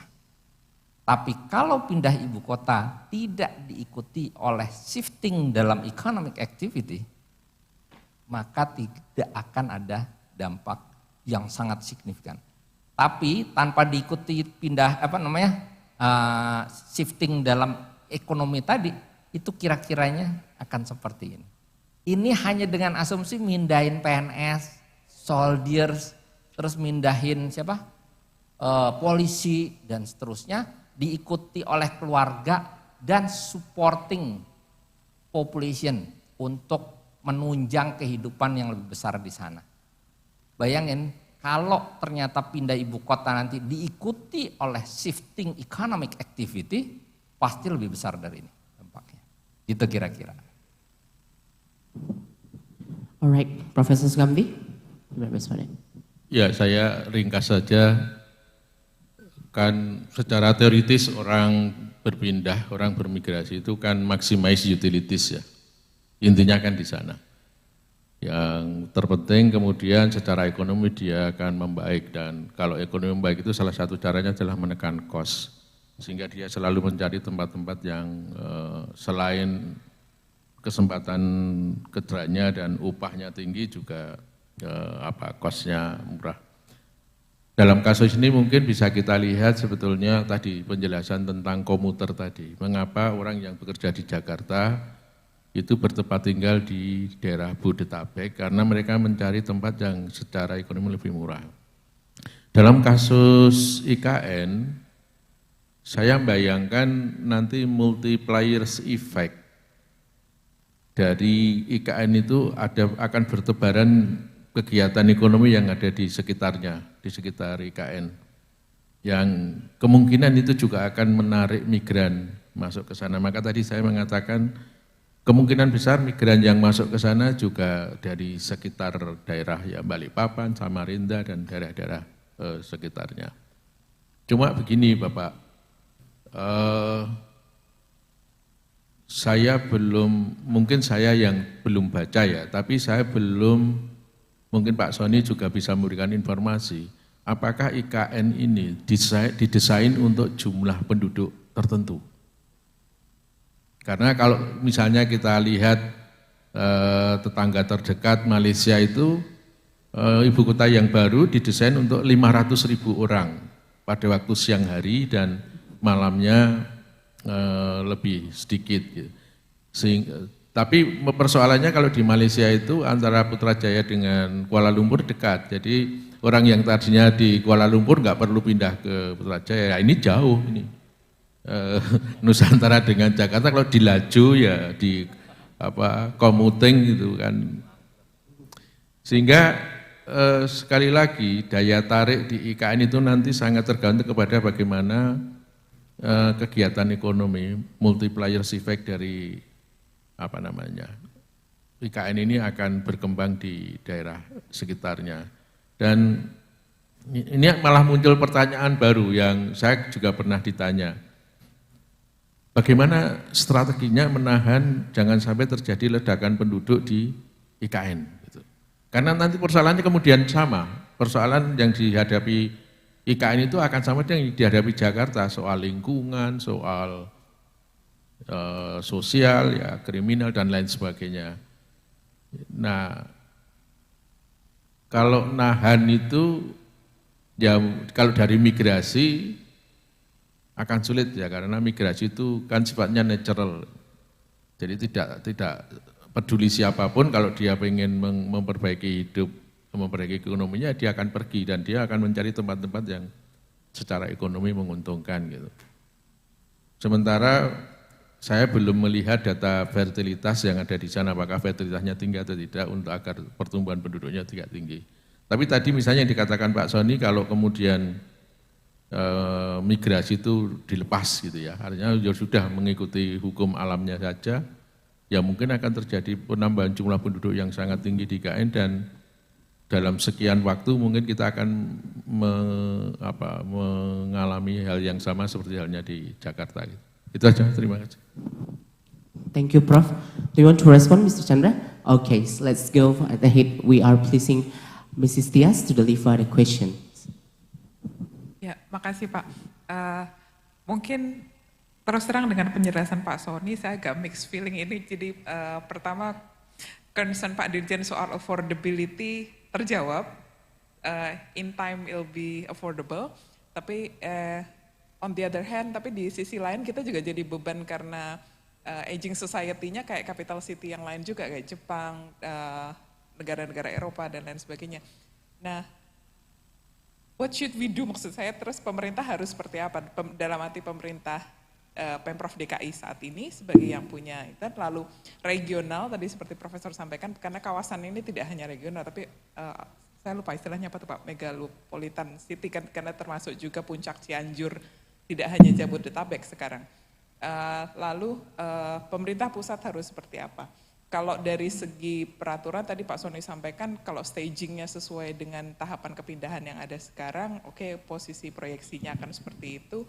Jika tidak, dalam arti bergeser mungkin hanya slow down tapi tidak impact, itu satu. Lalu yang kedua, apakah sudah pernah ada kajian Pak terkait dengan demografis atau ya tadi Profesor sampaikan dalam arti fasilitas pendukung ASN-nya nih, cleaning service, warteg, lalu ojol dan ojek online dan lain sebagainya itu, non-informal itu apakah sudah tercapture dalam satu kajian? Jika ada kami boleh di-share itu. Thank you Pak. Okay, thank you Mrs. Diaz. What interesting questions, Mr. Sony, about the house is getting affordable, but the society is no longer need the house. So how do government do about that? And about that, please, Mr. Sony. Thank you Bu Tias. Yang pertama masalah dalam property price itu, baik tanah maupun bangunan, itu ada price rigidity di sana. Harganya susah turun. Apapun yang terjadi dia susah turun. Tapi yang jadi masalah, jadinya susah buat ngejualnya. Ya, Bapak Ibu sekalian perhatikan deh sekarang property market di Jakarta dan Surabaya, dua kota terbesar. Mau jual properti susah. Ya. Nah begini Bu, kalau kita tidak mencoba untuk melakukan intervensi, Jakarta tuh nanti sangat tidak menarik. Maka economic activity yang tadi saya bilang harus dijaga di Jakarta. Kalau tidak, Jakarta tuh akan kehilangan daya saingnya luar biasa. Bahkan Pelindo 3 sekarang value-nya lebih besar dari Pelindo 2. Itu menandakan bahwa economic activities-nya jauh. Sekarang mulai tertinggal Jakarta, turun. Slow down dia Bu. Jadi memang kita harus jaga Jakarta harus tetap menarik sebagai aktivitas bisnis. Kalau tidak ada intervensi terhadap itu, Jakartanya mengalami declining. Bayangkan, 1/5 ekonomi Indonesia adalah Jakarta Bu. Kalau Jakartanya sampai mati, itu impactnya gede sebetulnya bagi Indonesia. Dan enggak kemudian 1/5 itu pindah ke ibu kota baru. Hilang dia. Ini kalau di ekonomi kita belajar dead weight loss itu, sesuatu yang hilang gitu aja. Nah itu yang kita harus cegah. Sehingga pindah ibu kota, kita harus tekankan in terms of administration issues, not for business issues. Itu penting sekali. Nah kemudian aging society ini nggak bisa kita abaikan karena as a country, the whole country will experience the same problems. Jadi seluruh Indonesia akan mengalami masalah yang sama. Bahkan beberapa provinsi itu bonus demografinya selesai 2030.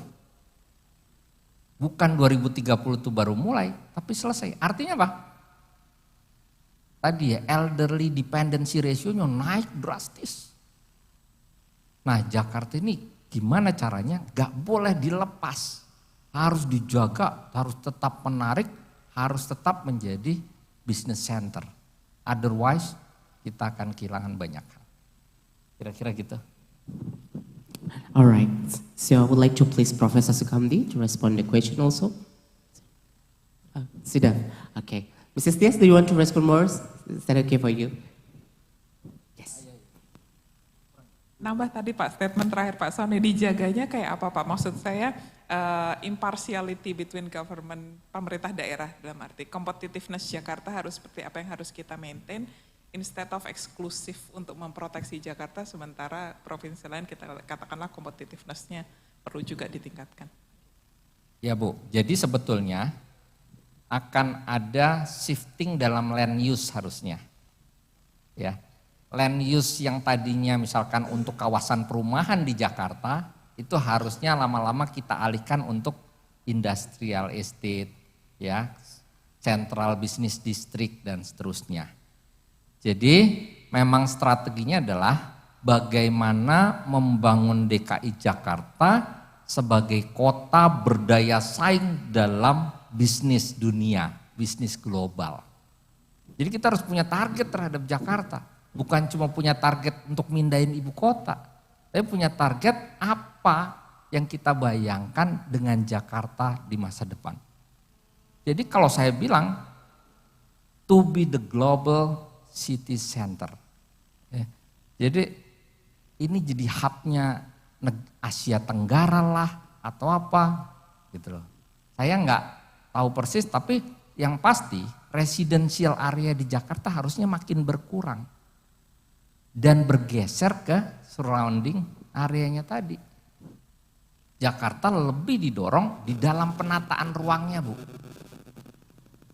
Jadi kita menata masa depan dengan menata ruang. Kalau saya nggak ahli Bu, saya ahlinya nata uang Bu. Gitu. Itu teman keuangannya. Seperti itu kira-kira Bu. Alright, professors, do you want to respond it? Okay. Thank you so much. So I open for the second session of the questions. If anyone want to ask, please raise your hand. Okay, we have one here. Or do we have someone from Zoom or from the YouTube?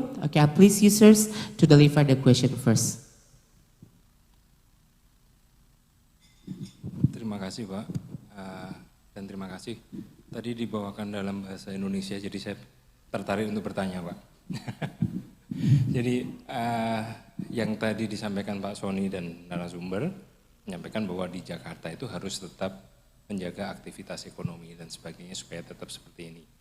Kalau kita kembali pada kenapa kita pindah ibu kota ke Kalimantan, antara lain karena daya dukung ekonomi lingkungan ya.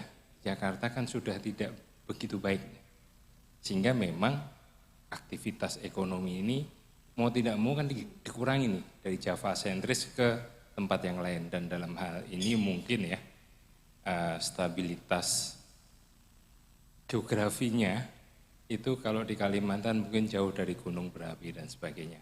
Nah, kalau kita tetap menjaga ekonomi tadi tetap running di Jakarta, nanti tujuan yang awal tadi bahwa memindahkan aktivitas ini ke luar dari Jawa supaya daya dukung lingkungan itu tetap terjaga, itu jadi mungkin jadi miss gitu.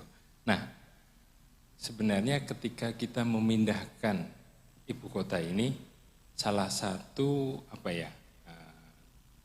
yang menjadi main purpose-nya itu tadi, apakah menjaga daya dukung ekonomi, kemudian tetap menjaga daya dukung lingkungan, atau untuk yang ekonomi tadi. Ini kan memang harus kita state dengan clear dulu nih. Nah, kalau kita melihat di beberapa kota, di beberapa negara, pemindahan ibu kota dan pemerintahan, pusat pemerintahan itu biasanya tidak sampai di pusat pemerintahan baru menjadi crowded. Tidak, tetapi tetap ekonominya akan ada di Jakarta. Saya rasa kalau nanti kita tidak batasi dan di Kalimantan ternyata cukup bagus gitu ya perkembangannya, saya rasa malah itu yang membuat keputusan untuk memindah ibu kota itu malah berhasil kalau menurut saya. Mungkin itu Pak, sedikit point of view yang berbeda gitu ya, Ya, terima kasih. Alright, thank you Mr. Sunu for the questions.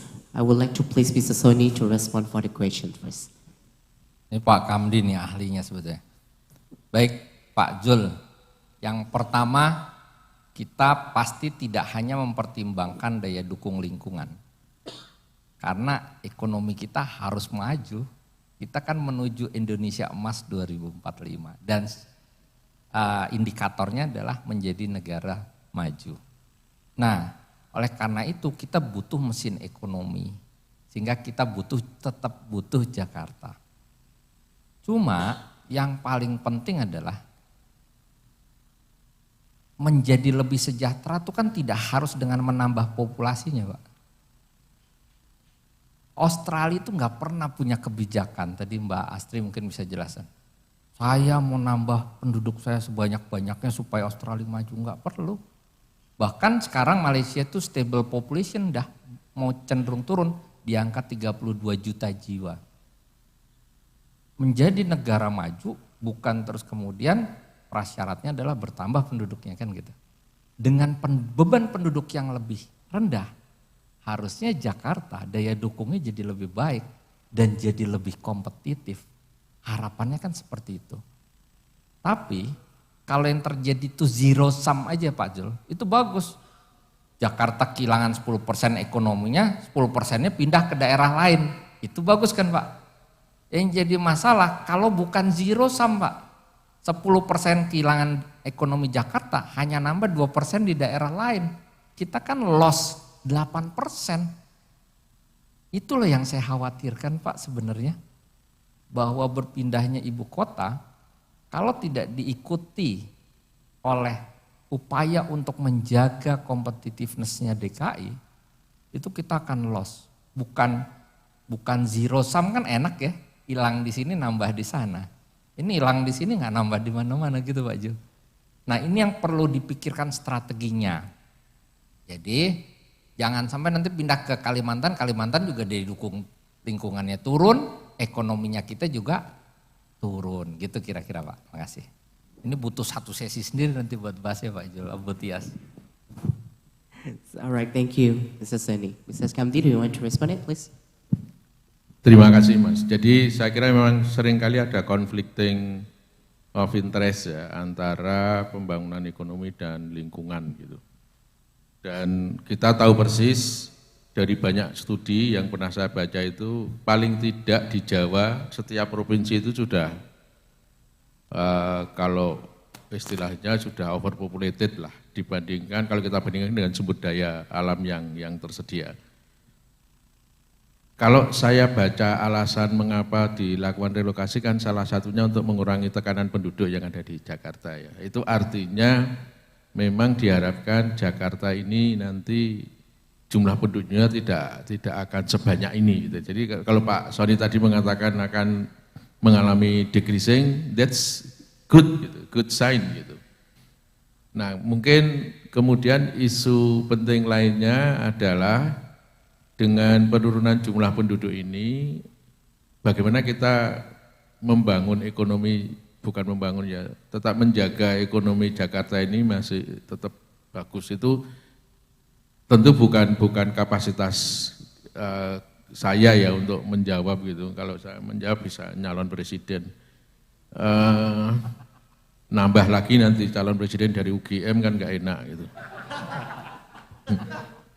Nah, sekarang ini pilihan presiden seperti pilihan presiden BEM kok, Badan Eksekutif Mahasiswa lah, calonnya dari UGM semua gitu kan nggak enak. Gitu. Masa kayak UI gitu loh, saya kasihan UI itu enggak. Ya nanti menteri lah UI-nya ini Pak Sony calon menteri ini ya. Jadi saya kira intinya adalah kita memang masih punya PR ya.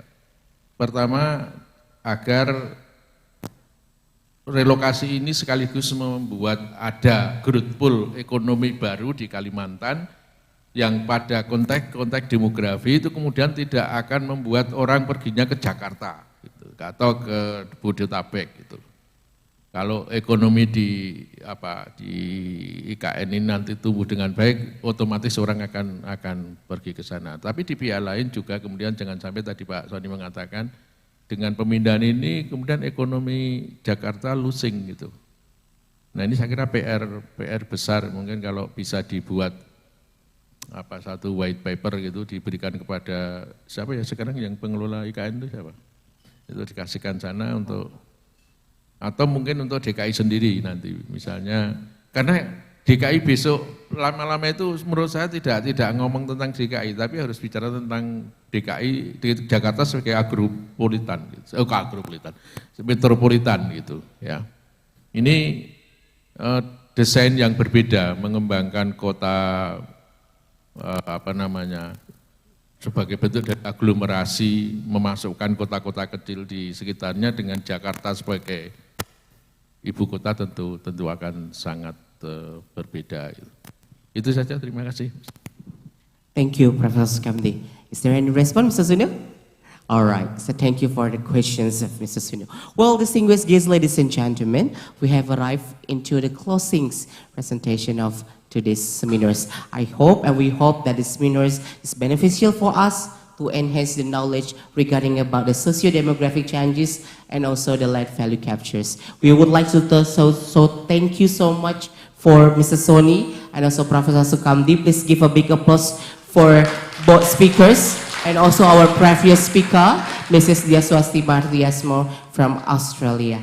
Ladies and gentlemen, I close this seminar with a very, I make it my own pantun, Pak.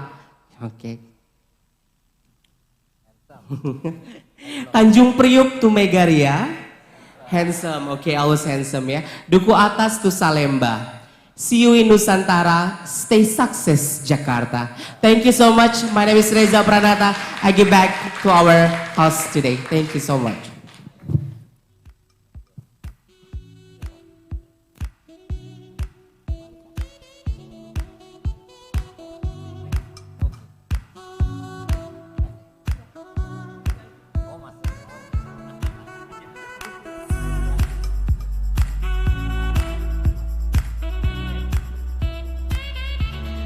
Okay, I would like to thank the moderator for giving this event back to me.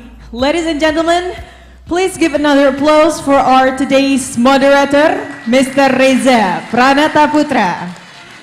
So, Mr. Reza, please stay at stage. We will give you the token of appreciation. And also, this is because we want to express our gratitude to Mr. Reza, who has guided both session of discussion today outstandingly. And also, we invite Mr. Basuki Purwadi, President Director of State Asset Management Agency, to give the token of appreciation to our today's moderator. We invite you to the stage, Mr. Basuki. Give an applause, ladies and gentlemen. Okay. This is an appreciation for today's moderator. All right. Mr. Reda, please come back to the seat. Thank you so much for today's discussion. And ladies and gentlemen, our activities have moved on the final session. Furthermore, we wish you always health and success in every job. I would like to thank you as hosts of the event for all your participants so that this activity runs successfully. I apologize for any mistake and thank you and applause for all of us. And also, ladies and gentlemen, we invite you to have a lunch in La Brasserie restaurant located at ground floor/lobby floor. And for the end of today's event, wassalamualaikum warahmatullahi wabarakatuh.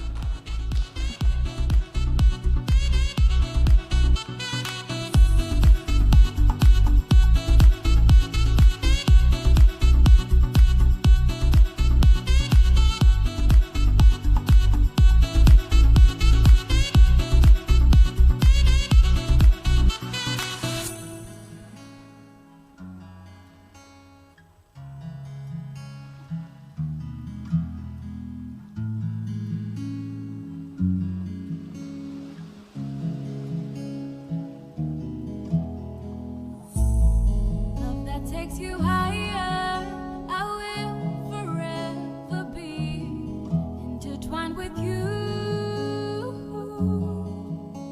Well, the sun never goes down and time must slow down. Would it be too crazy if we decided to stay forever? Decided to stay forever, forever.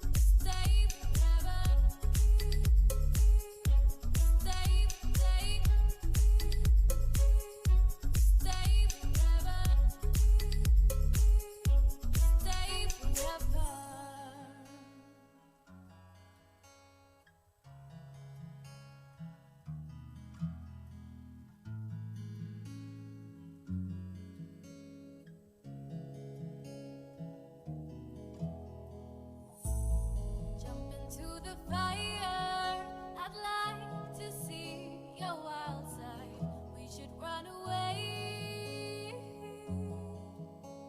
Where the sun never goes down and time has slowed